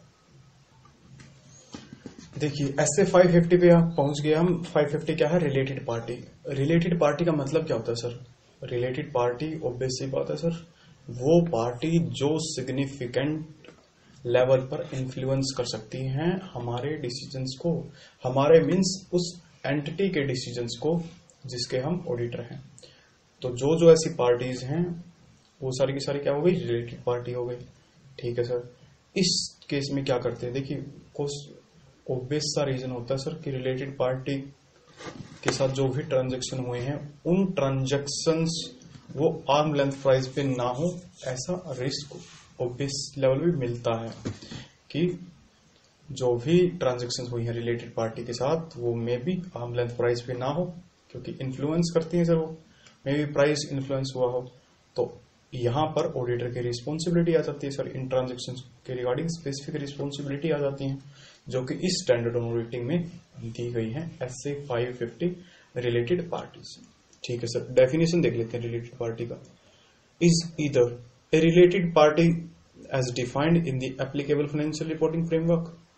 ऐसा हो सकता है सर AFRF यानी कि जो भी एप्लीकेबल फाइनेंशियल रिपोर्टिंग फ्रेमवर्क है उसमें रिलेटेड पार्टी डिफाइन की गई हो, ठीक है सर। और where the applicable financial reporting framework establish minimal और नो रिलेटेड पार्टी रिक्वायरमेंट। यहाँ पे तो या तो वहां पे बहुत नॉमिनल सी रिक्वायरमेंट है या वहां पे रिक्वायरमेंट है ही नहीं, तो उस केस में क्या होगा सर, उस केस में हम इन्हें मान लेंगे रिलेटेड पार्टी। कौन कौन? A person or other entity that has a control or significant influence. Control मतलब सर कंट्रोल ही है, वो 50% या 100%। और सिग्निफिकेंट इन्फ्लुएंस मतलब सर वो इन्फ्लुएंस कर सकते हैं directly or indirectly through one or more intermediaries over the reporting entity की किस अकेले या बाकी उनकी सब्सिडरियों के साथ या बाकी इंटरमीडियरीज के साथ मिलके क्या कर सकते हैं सर, कंट्रोल कर सकते हैं, सिग्निफिकेंट इन्फ्लुएंस कर सकते हैं। वो सभी के सभी पर्सन्स भी आ गए इसमें और वो सारी की सारी एंटिटीज भी आ गई, क्या बन जाएंगी, रिलेटेड पार्टी बन जाएंगे, ठीक है sir. Another entity over which the reporting entity has control or significant influence, या कोई ऐसी एंटिटी जिसमें हमारा कंट्रोल हो, ठीक है सर, वो भी रिलेटेड पार्टी हो गई। Another entity that is under the common control with reporting entity through having.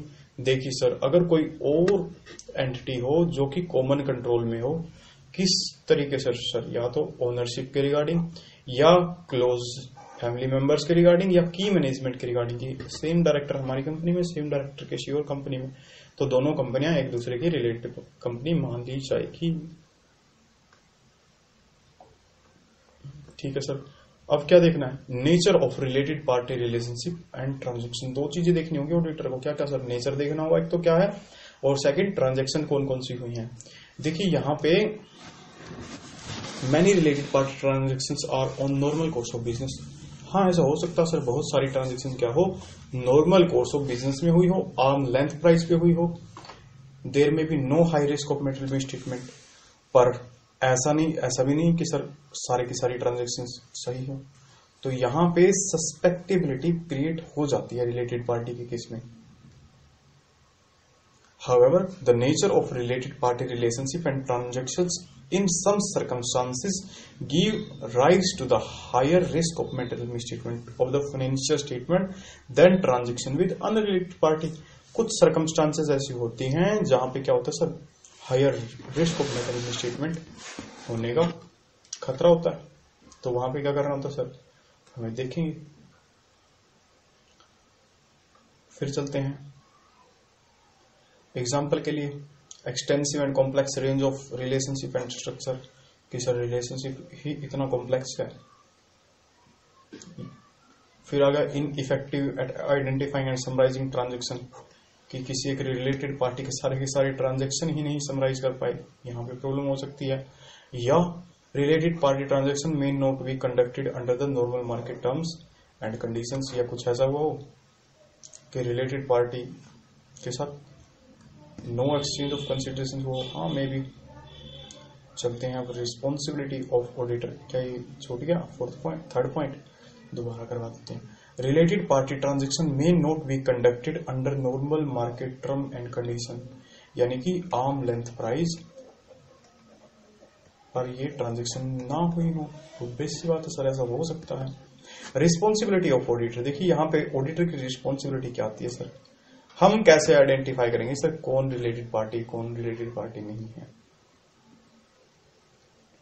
हमें ऐसे ऑडिट प्रोसीजर्स परफॉर्म करने होंगे जो आइडेंटिफाई करेंगे, असेस करेंगे और जिनमें हम रिस्पॉन्ड करेंगे किस चीज का, risk of material misstatement arising from the entity's failure to appropriately account for related party relationship. सबसे पहले तो देखिए हम क्या होगा, कोई भी एंटिटी आइडेंटिफाई कर रही होगी ऑलरेडी क्या, कि कौन कौन सी उसके रिलेटेड पार्टियां हैं, कौन कौन सी उस एंटिटी की रिलेटेड पार्टियां नहीं है, ठीक है सर। तो हमें क्या सिर्फ ये चेक करना है जो उस एंटिटी ने आइडेंटिफाई कर लिए हैं, या हमें ये भी चेक करना है कि कोई और भी ना ऐसी रिलेटेड पार्टी हो जो हमें आइडेंटिफाई करनी है। नहीं, हमें क्या क्या करना है, देखो हमें जो आइडेंटिफाई मैनेजमेंट ने ऑलरेडी कर ली है वो तो देखनी है, प्लस हमें कुछ ऐसे ऑडिट प्रोसीजर भी परफॉर्म करने हैं जिनसे पता लगाया जाए कि कोई और एंटिटी भी इनके रिलेटेड पार्टी ना हो, है ना। वो सब सर कहां से पता चलती है? हमारे सामने अकाउंट्स होते हैं, वहां से पता चल जाता है। नेचर ऑफ ट्रांजैक्शंस देखते हैं तो कुछ हद तक पता चल जाता है। Achieve a true and fair presentation are not misleading. दो चीज तो हमेशा होगी सर कि प्रॉपर प्रेजेंटेशन दिखाई गई हो हर रिलेटेड पार्टी की और मिसलीड ना कर रही हो। अब यहाँ पे मैटर आ गया सर, क्या एग्जाम से रिलेटेड। देखिए जो हम पहले भी पढ़ के आए थे, owing to the inherent limitation of an audit, there is an unavoidable risk that some material misstatement of financial statement may not be detected even though the audit is properly planned and performed in accordance with standard on auditing. In the context of related party, the potential effect of inherent limitation on the auditor's ability to detect material misstatement are greater for such reason as following. Sir यहाँ पे management identify ना कर पाए related party, ये inherent limitation की वजह से यहाँ पे रिस्क बहुत ज्यादा इस चीज का, बिल्कुल है सर। पर कौन से फैक्टर हैं जो ये रिस्क बढ़ा रहे हैं? सबसे पहला तो सब मैनेजमेंट को पता ही नहीं है कि कौन से रिलेटेड पार्टी है। ऑब्वियस सी बात, अगर मैनेजमेंट को नहीं पता, मैनेजमेंट ने ऑडिटर को नहीं बताई, तो 99% केसेस में ऐसा हो सकता है कि ऑडिटर आइडेंटिफाई ना कर पाए कि ये रिलेटेड पार्टी है ना। बिल्कुल सर। रिलेटेड पार्टी रिलेशनशिप, हालांकि हम अल्टरनेट ऑडिट प्रोसीजर परफॉर्म करते हैं पर फिर भी इनहेरेंट लिमिटेशन तो एग्जिस्ट करती है ना फिर, क्योंकि 100% चेकिंग थोड़ी ना होती है। Related party relationship may present a greater opportunity for collusion, concealment और manipulation by management। हालांकि देखो कुछ केसेस में होता है, हो सकता है कुछ केसेस में पॉसिबिलिटी तो है कि रिलेटेड पार्टी के ट्रांजेक्शन जो भी होते हैं उनमें अच्छी खासी अपॉर्चुनिटीज हो कोल्यूशन करने की सर, कंसीलमेंट करने की या मैनिपुलेशन करने की। बिल्कुल।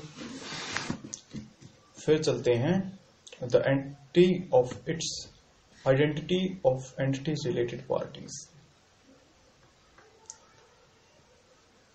देखिए AFRF में अगर लिख रखा हो कि ये हमारी रिलेटेड पार्टी कौन कौन सी होंगी और वहां से आइडेंटिफाई कर रखा हो तो सर ये AFRF की रिक्वायरमेंट फुलफिल होंगे यहाँ से। सेकंड पॉइंट पे चलते हैं, वो कहता है management is therefore likely to have comprehensive list of related party and change from prior period. या तो हमारे एप्लीकेबल फाइनेंशियल रिपोर्टिंग फ्रेमवर्क में ही आइडेंटिफाई हो गई थी, मैनेजमेंट ने क्या कर रखा है, लिस्ट बना रखी है सर, कंप्रहेंसिव लिस्ट है मैनेजमेंट के पास रिलेटेड पार्टीज की। ठीक है सर। या थर्ड पॉइंट में ऐसा हो सकता है कि AFRF में कहीं भी रिलेटेड पार्टी के रिगार्डिंग कोई भी डिस्कशन या कोई भी बात नहीं बताई हुई है, तो उस केस में ही ऐसी सिचुएशन में मैनेजमेंट भी कभी आइडेंटिफाई नहीं करती कि कौन से रिलेटेड पार्टियां हैं या कौन से रिलेटेड पार्टियां नहीं हैं। और अगर ऐसी सिचुएशन आ जाती है सर, मैनेजमेंट ने आइडेंटिफाई ही नहीं कर रखा कि कौन कौन सी हमारी रिलेटेड पार्टी हैं, तो it is possible that management may not be aware about existence of all related party. वैसी बात है सर, पॉसिबल नहीं हो सकता। पर ऐसे केस में क्या करना होगा सर, स्पेसिफिक इंक्वायरी हमें करनी पड़ेगी। फिर आ गया, in case such however the auditors inquiry regarding the identity of the entities related party are likely to inform part of auditor risk assessment procedures. ऐसे 315 में जो RAP किए थे सर, RAP कौन से, रिस्क असेसमेंट प्रोविजर्स, तो उनमें हमें क्या देखा था सर, एंटिटी के ओनरशिप स्ट्रक्चर को और गवर्नेंस स्ट्रक्चर को देखा था, टाइप ऑफ इन्वेस्टमेंट को देखा था, और the entities structure and how it is financed ये देखा था। ये तीनों चीजें क्यों देखी थी सर, इसीलिए तो देखी थी कि किन किन की इन्वॉल्वमेंट है और कौन कौन सी रिलेटेड पार्टियां हो सकती हैं। हालांकि ऐसा नहीं होता कि हर जगह एप्लीकेबल फाइनेंशियल रिपोर्टिंग फ्रेमवर्क यह प्रिस्क्राइब कर रहा हो कि कौन कौन से रिलेटेड पार्टियां रहेंगी, कौन सा रिलेशन रिलेटेड पार्टी रहेगा। और ऐसे केस में मैनेजमेंट भी यह आइडेंटिफाई करके नहीं रखती कि हमारी कौन कौन सी क्या है रिलेटेड पार्टियां हैं। तो उस केस में ऐसे 315 के अकॉर्डिंग जब भी रिस्क असेसमेंट प्रोसीजर हम परफॉर्म करते हैं तो यह आइडेंटिफाई कर लेते हैं। ठीक है सर। फिर नेक्स्ट पॉइंट की तरफ चलते हैं। नेक्स्ट पॉइंट क्या कहता है? नेक्स्ट पॉइंट कहता है the particular case of common control relationship as management is more likely to aware of such relationship. अगर कहीं पे कॉमन कंट्रोल रिलेशनशिप है तो मैनेजमेंट उस केस में तो ऑब्वियसली मैनेजमेंट को अवेयर होगी इस चीज के रिगार्डिंग। फिर देखो यहाँ पे एक अच्छा सा दे दिया, क्या क्वेश्चन दे दिया सर, जो एग्जाम के पॉइंट ऑफ व्यू से भी इंपॉर्टेंट है। अब इस क्वेश्चन को देखिए, ये इंपॉर्टेंट क्वेश्चन है। How can auditor verify the existence of related party relationship and transaction. Sir auditor कैसे आइडेंटिफाई करेगा कि ये रिलेटेड पार्टी है और उसके रिलेशनशिप को और ट्रांजेक्शन्स को। ठीक है सर। सबसे पहली बात तो ऑडिटर कहाँ से देख सकता है? इनकम टैक्स रिटर्न से देख सकता है, वहां पे डिस्क्लोजर होते हैं, या कोई रेगुलेटरी अथॉरिटीज थी उनकी कोई फाइलिंग्स हुई थी वहां से देख सकता है, या कोई एंटिटी के अपने शेयर होल्डर के रजिस्टर से देख सकता है, या एंटिटी के मेजर शेयर होल्डर्स को देख सकता है। शेयर होल्डर रजिस्टर हो गया सर। फिर statement of conflict of interest from management देख सकता है। ठीक है sir. Record of entity investment देख सकता है। कॉन्ट्रैक्ट और एग्रीमेंट देख सकते हैं कि मैनेजमेंट पर्सनल के सिग्निफिकेंट कॉन्ट्रैक्ट्स देख सकते हैं सर, कि अगर अच्छे सिग्निफिकेंट कॉन्ट्रैक्ट्स हैं तो ये रिलेटेड पार्टी है या नहीं है। स्पेसिफिक इनवॉइस एंड कोरस्पॉन्डेंस देख सकते हैं सर प्रोफेशनल एडवाइजर्स की। Life insurance policies acquire by the entity ने किन की लाइफ इंश्योरेंस पॉलिसी एक्वायर किया। ऑब्वियस सी बात है सर कि मैनेजमेंट पर्सनल या इंपॉर्टेंट पर्सन की ही होती है। फिर आ गया सिग्निफिकेंट कॉन्ट्रैक्ट रीनेगोशिएट हुए हैं जो वो भी देख सकता है। तो फिर रीनेगोशिएट कब होते हैं सर? कोई इन्फ्लुएंस हो तभी रीनेगोशिएट होते हैं। फिर आ गया इंटरनल ऑडिटर रिपोर्ट देख सकते हैं, क्योंकि इंटरनल ऑडिट रिपोर्ट में भी बहुत सारी चीजें और डिटेल्ड में प्रोवाइड की जाती हैं। फिर आ गया 12th point documentation associate with entities filing and securities regulator. अगर कोई प्रोस्पेक्टस इशू हुए थे या एंटिटी ने कोई फाइलिंग्स की थी, स्टैट्यूटरी फाइलिंग्स, वहां पर भी हो सकता है कि इंफॉर्मेशन प्रोवाइड की गई हो रिलेटेड पार्टी के रिगार्डिंग। फिर चलते हैं कॉन्सेप्ट नंबर 8 की तरफ। कॉन्सेप्ट नंबर 8 क्या कहती है सर? कॉन्सेप्ट नंबर 8 कहती है true and fair. True and fair का मतलब क्या होता है सर? सही है और उचित है। हिंदी में ट्रांसलेट कर दिया, काम चल जाएगा? नहीं चलेगा। देखो फंडामेंटल कॉन्सेप्ट ही है सर ऑडिट की, क्या? True and fair.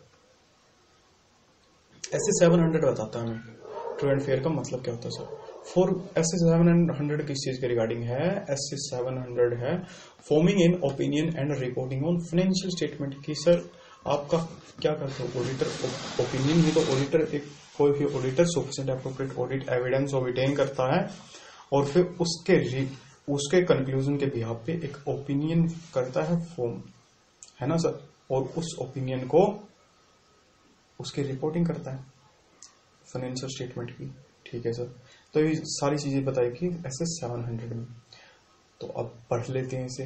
S 700 forming an opinion and reporting on financial statement require the auditors form in opinion. S 700 क्या कहता है ऑडिटर को? कि आप ऑडिट ओपिनियन फॉर्म करो। ठीक है sir.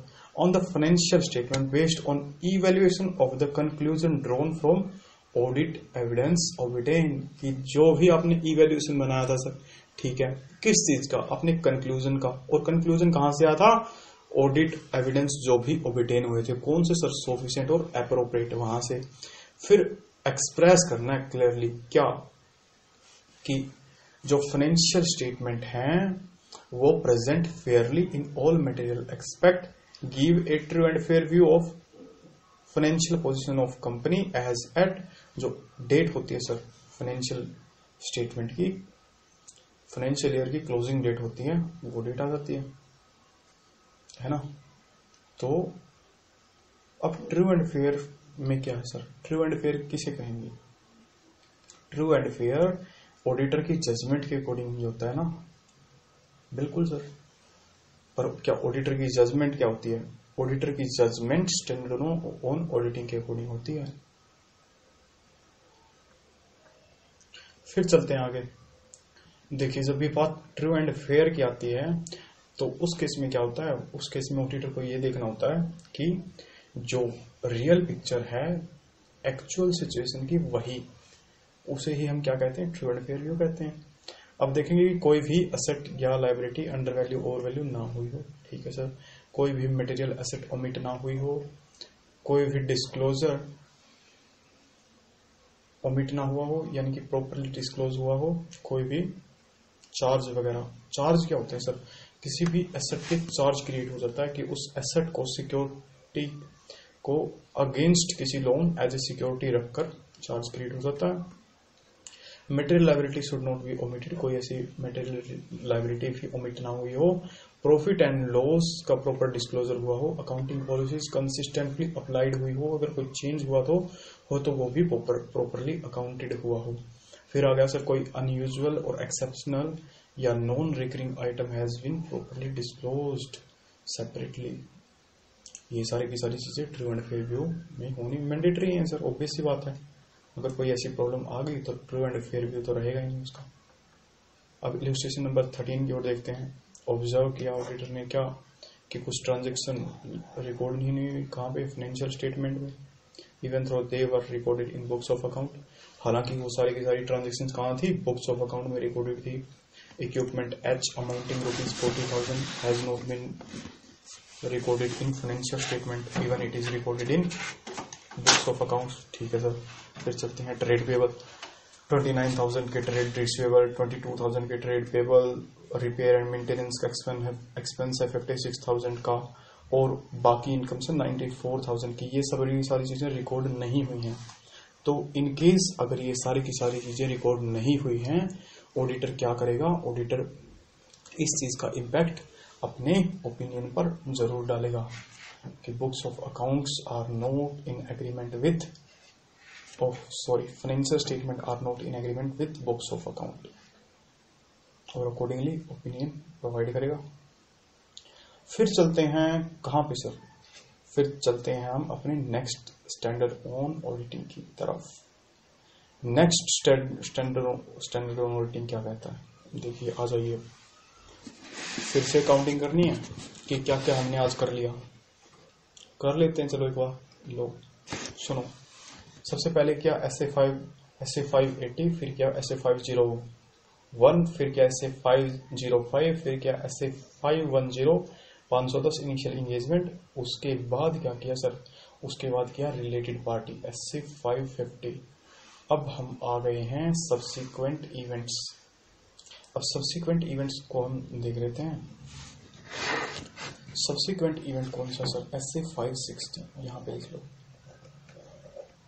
SA560 subsequent events deals with auditor responsibility regarding subsequent event।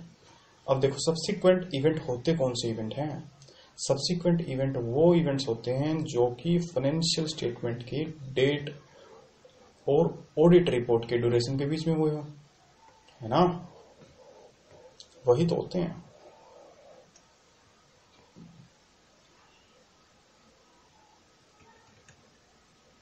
Definition देख लो एक बार।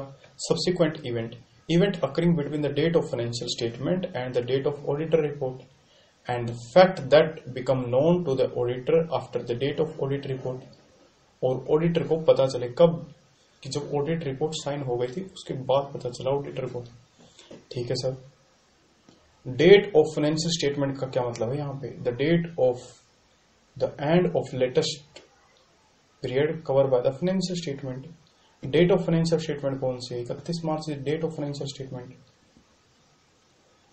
और ऑडिट रिपोर्ट की डेट सर, जब भी ऑडिट रिपोर्ट साइन करती होती है उसे हम ऑडिट रिपोर्ट की डेट कहते हैं, है ना। उस दिन तक के तो हम सारे के सारे सिग्निफिकेंट एडजस्टमेंट्स अकाउंट्स में इनकॉर्पोरेट कर ही लेते हैं सर।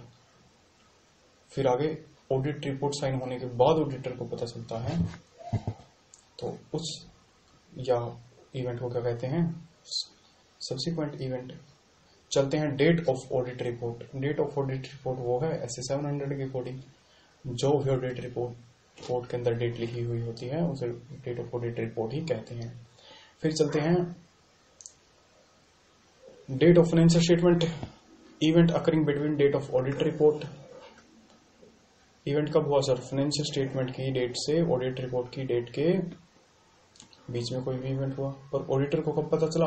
ऑडिट रिपोर्ट साइन होने के बाद, क्योंकि इन केस अगर ऑडिट रिपोर्ट साइन होने से पहले वो इवेंट पता चल जाता और वो सिग्निफिकेंट इवेंट होता तो उसे कहाँ ऑडिट रिपोर्ट में इनकॉर्पोरेट कर लेते, ऑब्वियस सी बात है सर, फिर तो प्रॉब्लम ही नहीं थी। अब यहाँ पे बात यह है कि सर ऑडिट रिपोर्ट के बाद पता चला, चलो देख लेते हैं। SA 560 क्या कहता है सर? SA 560 कहता है हमें deals with the auditor responsibility relating to subsequent event in an audit of financial statement, कि जो फाइनेंशियल स्टेटमेंट की ऑडिट है उसके रिगार्डिंग, उसमें सब्सिक्वेंट इवेंट के रिगार्डिंग ऑडिटर की रिस्पॉन्सिबिलिटी SA 560 बताता है हमें। ठीक है सर। फाइनेंशियल स्टेटमेंट में affected by certain events that occur after the date of financial statement. Obvious सी बात है सर कि फाइनेंशियल स्टेटमेंट कुछ ऐसे सर्टेन इवेंट से इम्पैक्ट अफेक्ट हो सकता है सर जो कि फाइनेंशियल स्टेटमेंट की डेट के बाद हुए हो, यानी कि 31 मार्च के बाद कुछ ऐसे मेजर सिग्निफिकेंट ट्रांजैक्शंस हो गए जिनसे क्या हो रहा है सर, जिनसे फ्यूचर एंटिटी की ग्रोथ, एंटिटी के फ्यूचर पर मेजर इम्पैक्ट पड़ेगा, तो उन इवेंट्स को भी हम क्या करते हैं, फिर इनकॉर्पोरेट कर लेते हैं। अब आगे कितने तरीके के हो सकते हैं सर ये इवेंट्स? ये 2 तरीके के हो सकते हैं। First, those that provide evidence of conditions that exist at date of financial statement.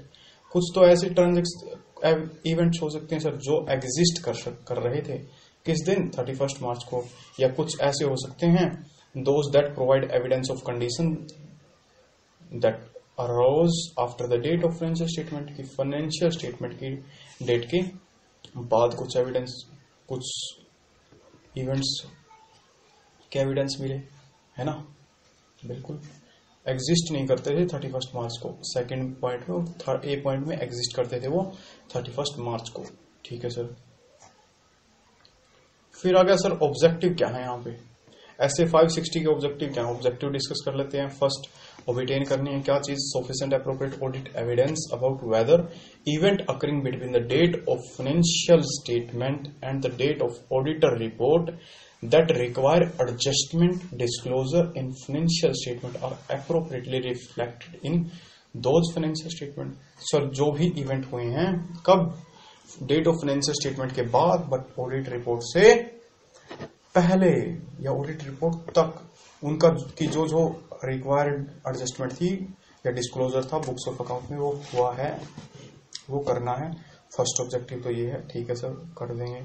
Second objective ये है कि respond appropriately to fact that become known to the auditor after the date of audit report, कि sir अगर audit report sign होने के बाद हमें कुछ ऐसे इवेंट्स पता चले जो क्या थे, सिग्निफिकेंट इवेंट्स थे और जिनकी वजह से ऑडिट रिपोर्ट हमें क्या करनी पड़ेगी, अमेंड करनी पड़ेगी, तो उसे भी अप्रोप्रिएट तरीके से रिस्पॉन्ड करना। ऐसा नहीं है कि सर हमने ऑडिट रिपोर्ट दे दी हमारा काम खत्म, नहीं। अगर कोई सिग्निफिकेंट इवेंट्स हमें पता चलता है audit report, even audit report sign होने के बाद भी, तब भी हमारी रिस्पॉन्सिबिलिटी होती है कि हम क्या करें, ऑडिट रिपोर्ट को अमेंड करें। हालांकि छोटे छोटे बातों से ऑडिट रिपोर्ट अमेंड कभी नहीं होती, सिग्निफिकेंट, तभी मैंने कहा सिग्निफिकेंट। ऑब्जेक्टिव क्या कहते हैं, ऑब्जेक्टिव 2 हैं, देखिए, obtain appropriate audit evidence, first objective. Second, respond appropriately to the fact, और सेकंड ऑब्जेक्टिव में क्या है सर, एप्रोप्रिएट तरीके से हम उस फैक्ट को क्या करेंगे, रिस्पॉन्ड करेंगे। ठीक है सर।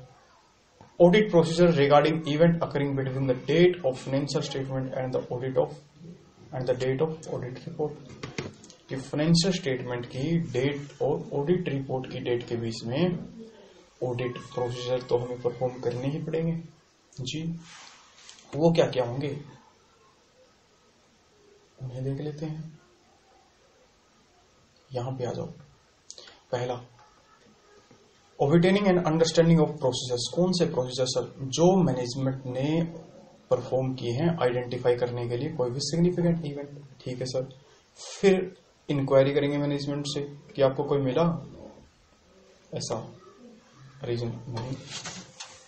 फिर मिनट्स पढ़ेंगे सर, और अगर इंटरिम फाइनेंशियल स्टेटमेंट कोई बने हैं तो उन्हें भी क्या करेंगे, उन्हें भी पढ़ेंगे।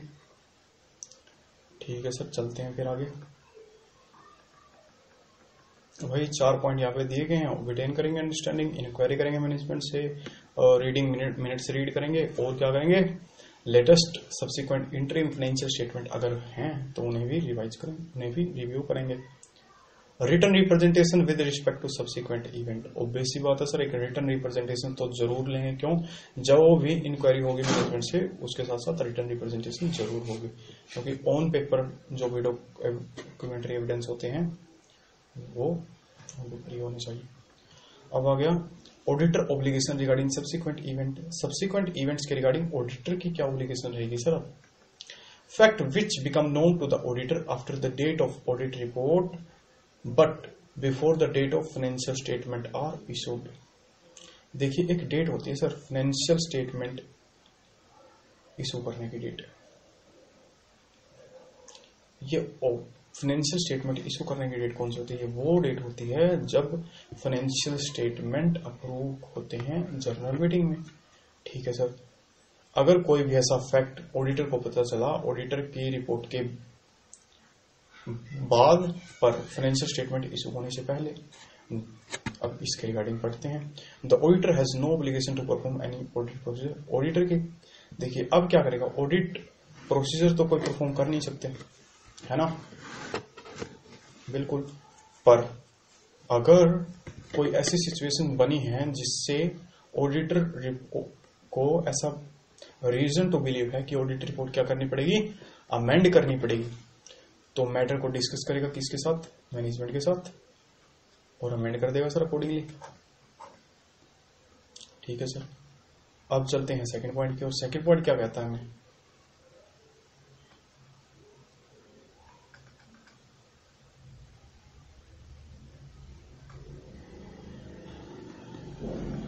थर्ड पॉइंट भी था इसका, ये क्या था sir, inquiry how management intend to address the matter in financial statement.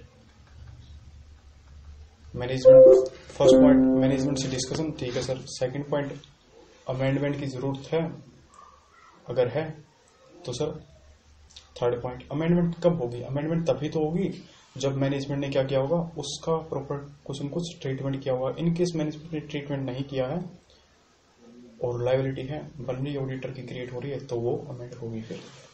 फिर चलते हैं, fact become known to the auditor after the financial statement have been issued. अगर फाइनेंशियल स्टेटमेंट इशू ही हो गए सर, उसके बाद कोई फैक्ट ऐसे हैं जो ऑडिटर को पता चले, ऑब्लिगेशन तो कुछ है नहीं सर, अब फैक्ट पता चले हैं तो क्या करेंगे, वही काम। अगर ऑडिट रिपोर्ट अमेंड करने की रिक्वायरमेंट है तो मैनेजमेंट से डिस्कशन होगा, फाइनेंशियल स्टेटमेंट अमेंड होंगे और उनके अकॉर्डिंग फिर इंक्वायरी की जाएगी कि मैनेजमेंट की इंटेंशन क्या है इस मैटर को फाइनेंशियल स्टेटमेंट में इनकॉर्पोरेट करने की। बिल्कुल सर, और अकॉर्डिंगली फिर काम कर दिया जाएगा। फिर चलते हैं ऐसे 570 की तरफ। ऐसे 570 कौन सा, देखिए आज की सीरीज का हमारा लास्ट ऐसे है और ऐसे 570 के साथ साथ हमारा थर्ड चैप्टर भी कंप्लीट हो जाएगा। अप्रोक्सीमेट 3 आवर्स में कंप्लीट थर्ड चैप्टर कवर हो जाएगा, है ना। अब ऐसे 570 हम देख लेते हैं। ऐसे 570 deals with the auditor responsibility in audit of financial statement relating to going concern and the implication for the auditor report. और सर गोइंग कंसर्न का ऑडिट रिपोर्ट पे क्या, गोइंग कंसर्न की वजह से ऑडिट रिपोर्ट पे क्या क्या इम्प्लीकेशंस रहती हैं, वो सारी चीजें। ठीक है सर, अब चलते हैं, देखिए ऐसे 701 में ऑडिटर की रिस्पॉन्सिबिलिटी होती है कि ऑडिट मैटर्स के रिगार्डिंग। कि ऑडिट मैटर्स क्या होते हैं सर, वो बहुत ही इंपॉर्टेंट मैटर्स जिनका को की इंफॉर्मेशन किन्हें होनी जरूरी है, इंटेंडेड यूजर्स को होनी जरूरी है। अब देखिए ऐसे 701 को एक बार हम पढ़ लेते हैं। ऐसे 701 applied matters relating to going concern may be determine to be key audit matters. देखिए लिस्टेड कंपनियों के केस में तो मैंडेटरी होते हैं key audit matters, and explain that material uncertainty related to event or conditions that may cast significant doubt on the entity's ability to continue as going concern is by its nature a key audit matter. एक की audit matter में हम अगर कहीं भी going concern के regarding हमें ऐसा पता चलता है कि गोइंग कंसर्न की कॉन्सेप्ट फॉलो नहीं हो पा रहे या गोइंग कंसर्न प्रिंसिपल फॉलो नहीं हो रहा, तो SA 701 में हम क्या करेंगे सर, रिपोर्ट ऑडिट रिपोर्ट में SA 701 की रेफरेंस के अकॉर्डिंग ये डिस्क्लोजर देंगे। ठीक है सर। अब डिस्कस कर लेते हैं गोइंग कंसर्न बेसिस को। गोइंग कंसर्न का बेसिस क्या है सर? गोइंग कंसर्न बेसिस एक एजम्पशन होती है सर। ये किस तरीके की एजम्पशन होती है? ये फाइनेंशियल स्टेटमेंट के प्रिपरेशन और प्रेजेंटेशन में एक एजम्पशन होती है कि entity will continue its operation for foreseeable future, यानी कि फ्यूचर में ऐसे कोई indication as on date exist नहीं करती कि हम फ्यूचर में अपने ऑपरेशन शट डाउन करेंगे। ठीक है। General purpose financial statement are prepared using the going concern basis of accounting unless management either, या तो मैनेजमेंट की इंटेंशन हो सर लिक्विडेट करने की या सीज ऑपरेशंस को बंद करने की, और has no realistic alternative but to do so, या कोई ऐसा रियलिस्टिक अल्टरनेटिव ही नहीं है सर। यानी कि हमारा बिजनेस क्या हुआ, हमारा बिजनेस हो गया इलीगल। कहां पे? With in only one state. जैसे कि वाइन का बिजनेस था सर, ठीक है, वो एक स्टेट में क्या हो गया, बैन हो गया, और बैन होने के बाद इलीगल हो गया सर। इलीगल होते ही एंटिटी को क्या करना पड़ रहा है sir? Obviously alternative, realistic alternative नहीं है। पर यहीं पे आपको डाउट किया होगा सर, इन केस वो किसी और स्टेट में काम स्टार्ट करे तो ऑब्वियसली सी बात है उस केस में रियलिस्टिक अल्टरनेटिव है। पर एज ऑन डेट तो क्या गोइंग कंसर्न, इस चीज के रिगार्डिंग गोइंग कंसर्न क्या हो गई सर? खत्म हो गई, क्योंकि ये बिजनेस एग्जिस्ट कर नहीं सकता, इलीगल फॉर्म हो गई इसकी। ठीक है सर। फिर चलते हैं ऑब्जेक्टिव्स की तरफ। Objective of auditors regarding going concern. Objective क्या है सर ऑडिटर के? ऑडिटर के ऑब्जेक्टिव यही है कि सफिशिएंट और एप्रोप्रिएट ऑडिट एविडेंस ऑब्टेन करो। किस चीज के रिगार्डिंग? की जो प्रिपरेशन हुई है ना फाइनेंशियल स्टेटमेंट की, वो गोइंग कंसर्न के बेसिस पे हुई है। ठीक है सर। और कोई भी मेटेरियल अनसर्टेनिटी एग्जिस्ट ना करती हो, ये भी तो सफिशिएंट एप्रोप्रिएट ऑडिट एविडेंस चाहिए जो क्या करे, कोई भी सिग्निफिकेंट डाउट क्रिएट करे मैनेजमेंट की ability to continue as a going concern के रिगार्डिंग। फिर आ गया रिपोर्ट करना सर स्टैंडर्ड ऑन ऑडिटिंग के अकॉर्डिंग। रिपोर्टिंग में क्या sir, in case going concern follow नहीं हुई तो SA 701 अप्लाई हो जाएगा, और वो अप्लाई हो गया तो सर की ऑडिट मैटर्स में हम क्या करेंगे कि गोइंग कंसर्न फॉलो नहीं हुई। फिर चलते हैं रिस्पॉन्सिबिलिटी ऑफ ऑडिटर की। ऑडिटर की रिस्पॉन्सिबिलिटी क्या है सर? सबसे पहला तो सफिशिएंट एप्रोप्रिएट ऑडिट एविडेंस ढूंढना कि गोइंग कंसर्न एप्रोप्रिएटली यूज हुई है या नहीं। सेकंड, कंक्लूड करना सर जो हमें एविडेंस मिले हैं उनके बिहाफ पे कि कोई मटेरियल अनसर्टेनिटी एग्जिस्ट करती है या नहीं। ठीक है सर। फिर चलते हैं risk assessment procedure related activity. SA 315 यानी कि 315 में जब हमने रिस्क असेसमेंट प्रोसीजर फॉलो किए थे तो उस टाइम पे मैनेजमेंट ने क्या किया होगा सर? प्रिलिमिनरी असेसमेंट की होगी। किस चीज की? कि entity ability to continue as a going concern. ठीक है सर, की थी। अब जो ऑडिटर को क्या करना है, जो मैनेजमेंट की प्रिलिमिनरी असेसमेंट थी उसे क्या करना है सर? उसे इवेलुएट करना है, उसे चेक करना है, और इन केस और उस इवेल्युएशन के बेसिस पे हमें क्या करना है? मैनेजमेंट से इंक्वायरी करनी है, डिस्कशन करना है, मीटिंग्स करनी है सर कि मैनेजमेंट ने कौन कौन से ऐसे इवेंट्स आइडेंटिफाई किए, कोई कंडीशन आइडेंटिफाई की या नहीं की। अब आता है second B point. B point में क्या किया? बी पॉइंट में मैनेजमेंट ने ऑलरेडी कोई भी प्रिलिमिनरी असेसमेंट नहीं कर रखी। अगर मैनेजमेंट ने कोई प्रिलिमिनरी असेसमेंट नहीं कर रखी तो हमारी रिस्पॉन्सिबिलिटी तो बनती है ना इससे 315 में क्या कर रहे हैं कि सर प्रिलिमिनरी असेसमेंट परफॉर्म करने की। और ऐसे 315 में हम रिस्क असेसमेंट प्रोसीजर जब भी परफॉर्म करते हैं तो हम डिस्कशन करते हैं मैनेजमेंट के साथ क्या कि सर बेसिस कि आपकी इंटेंशन क्या है, कंटिन्यू करने की है नहीं है, और जो अजम्पशंस अकाउंटिंग में आपने फॉलो की है वो गोइंग कंसर्न फॉलो हुई है नहीं हुई है, ये सारी की सारी चीजें डिस्कस होती हैं। Remaining alert through out the audit for audit evidence about event और कंडीशंस। पर हमें क्या रहना सर, अलर्ट रहना है थ्रू आउट द ऑडिट की कोई भी ऐसी अगर सिचुएशन बनती हुई हमें दिखाई दे रही है कोई, तो हमें क्या करना है उसके अकॉर्डिंग प्रोसीजर्स इनिशिएट कर देना सर। देखिए डायरेक्ट क्वेश्चन आ जाता काफी बार यहां से, काफी बार आ जाता इवेंट और condition that may cast significant doubt about the entity's ability to continue as going concern, कि कुछ ऐसी कंडीशंस होंगी या कुछ ऐसे इवेंट्स होंगे जो क्या करेंगे सर, सिग्निफिकेंट डाउट क्रिएट करेंगे कि गोइंग कंसर्न की एबिलिटी नहीं है एंटिटी के पास। वो कौन से होंगे सर, फाइनेंशियल फैक्टर्स देख लीजिए, नेट लायबिलिटी और नेट करंट लायबिलिटी पोजीशन। हमेशा नेट लायबिलिटी सर बढ़ रही है, ठीक है। सिर्फ ये नेट लायबिलिटी बढ़ना एक रीजन नहीं है, ये कम्युलेटिव लेवल पे देखी जाती है सर सारी की सारी चीजें, है ना। फिक्स्ड टर्म बोरोइंग्स हैं और वो मैच्योर होने वाले हैं, ठीक है सर। फिक्स्ड टर्म बोरोइंग मतलब लोन है सर, फिक्स्ड टर्म बोरोइंग्स का ओबेसी बोरोइंग्स तो लोन ही होता है। फिक्स्ड टर्म्स बोरोइंग्स हैं वो मैच्योर होने वाली हैं और हमारे पास कोई भी रियलिस्टिक प्रोस्पेक्ट नहीं है उनकी पेमेंट करने का। तो इसका मतलब क्या सर, इसका मतलब ये है कि सर मैच्योरिटी के टाइम पे आपके पास पैसे नहीं होंगे और इंसॉल्वेंसी में आपको जाना पड़ेगा। फिर आ गया indication of withdrawal of financial support bye creditor, यानी कि क्रेडिटर ने क्या किया, जो फाइनेंशियल सपोर्ट हमें दे रखा था विड्रॉल कर लिया। तो ऐसे केस में क्या हो जाएगा सर, ऐसे केस में शॉर्टेज ऑफ फंड क्रिएट हो जाएगी। Negative operating cash flows, negative operating cash flows का ये होता है कि सर हम लगा रहे हैं 10 रुपए और हमें आ रहे हैं सिर्फ 9 रुपए, है ना। तो ये भी एक नेगेटिव फैक्टर है। फिर एडवर्स फाइनेंशियल रेशो, कि जो फाइनेंशियल रेशोज है ना सर, जो पॉजिटिव में होनी चाहिए वो नेगेटिव में चल रही है, प्रॉफिट नहीं हो रहा, लॉस हो रहा है, नेट प्रॉफिट की बजाय नेट लॉस हो रहा है सर। ये सारी एडवर्स कीज फाइनेंशियल रेशोज होती हैं। फिर आ गया ऑपरेशंस। ऑपरेशन के अंदर क्या सर, मैनेजमेंट की इंटेंशन ही है लिक्विडेट करने की या सीज, ऑपरेशन सीज करने की, ठीक है सर।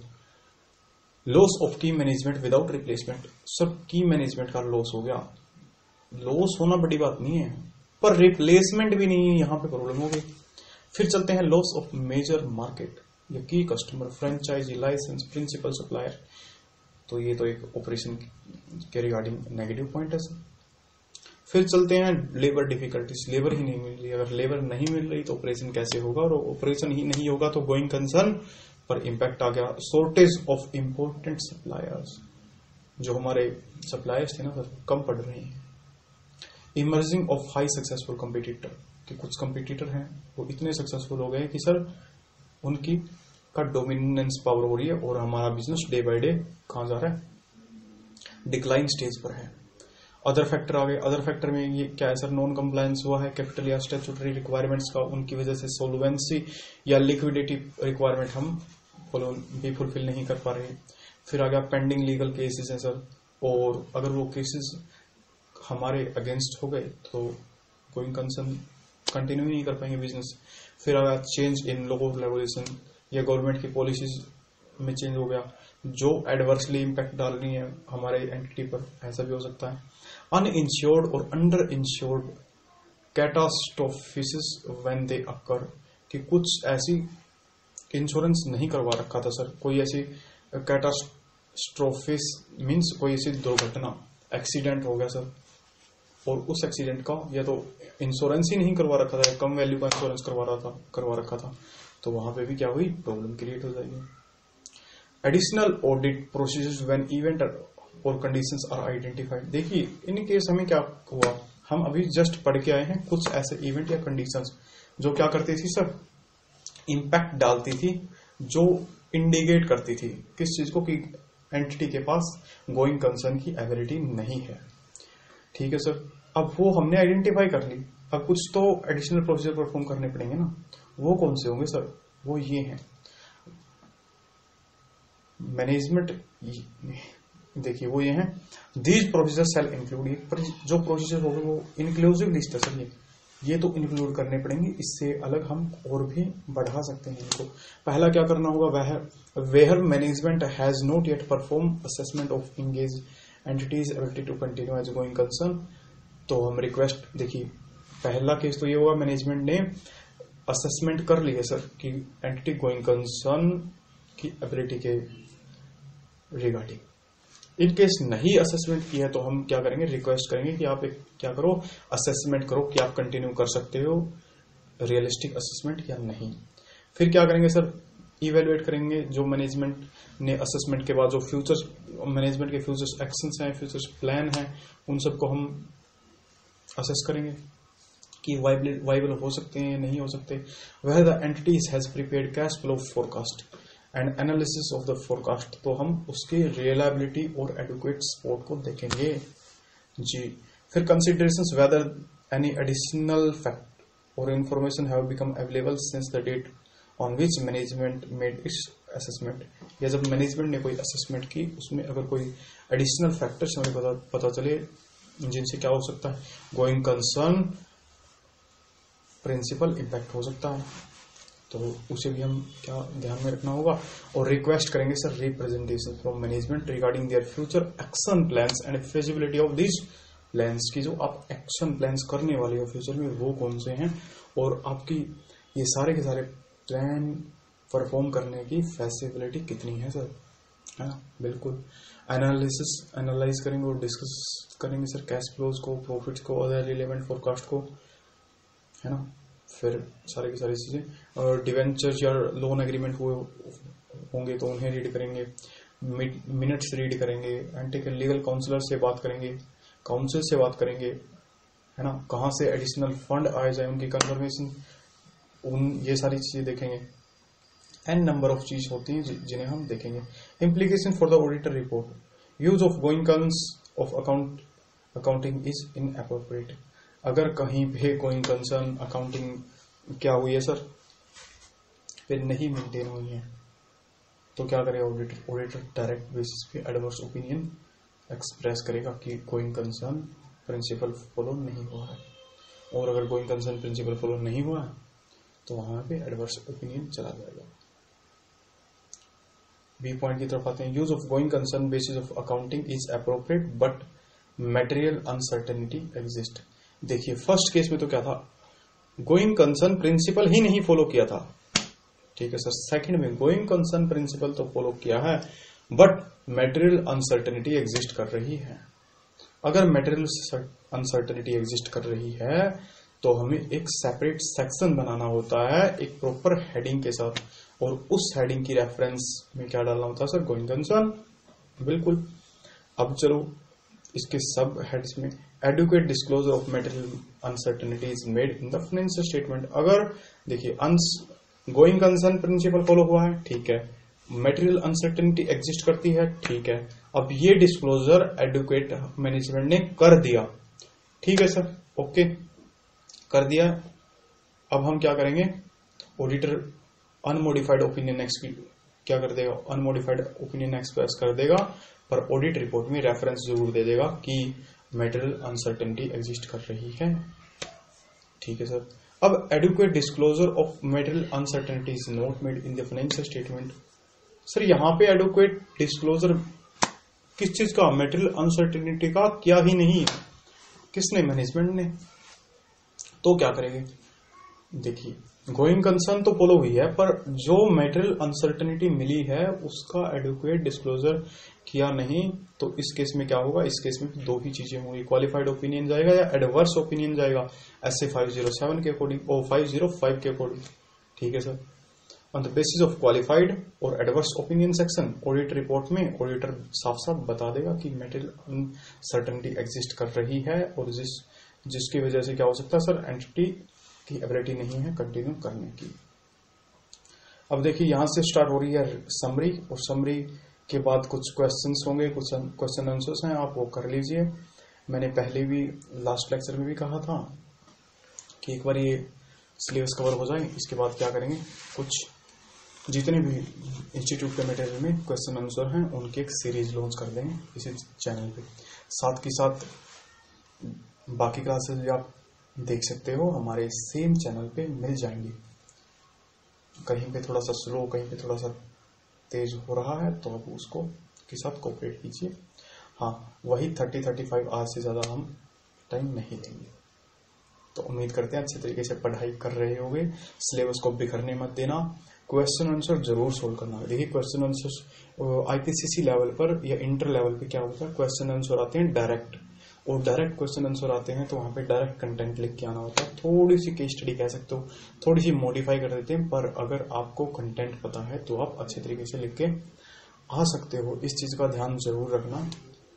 और ओल्ड प्रैक्टिस मैनुअल्स भी आप रेफर कर सकते हो, इंस्टीट्यूट का मटेरियल तो रेफर करना ही। और अगर कोई रेफरेंस बुक है अच्छी जिसमें क्वेश्चन आंसर दे रखे हैं, अननेसेसरी क्वेश्चन आंसर नहीं, एक लॉजिकल वाले क्वेश्चन आंसर, तो आप उन्हें भी कीजिए। लास्ट के एग्जाम्स हैं उनको भी आप देखते रहिए अच्छे तरीके से। अब की बात मई 2021 में आप सीए फाइनल में आपको आना ही है, ठीक है। तो तब के लिए बाय बाय।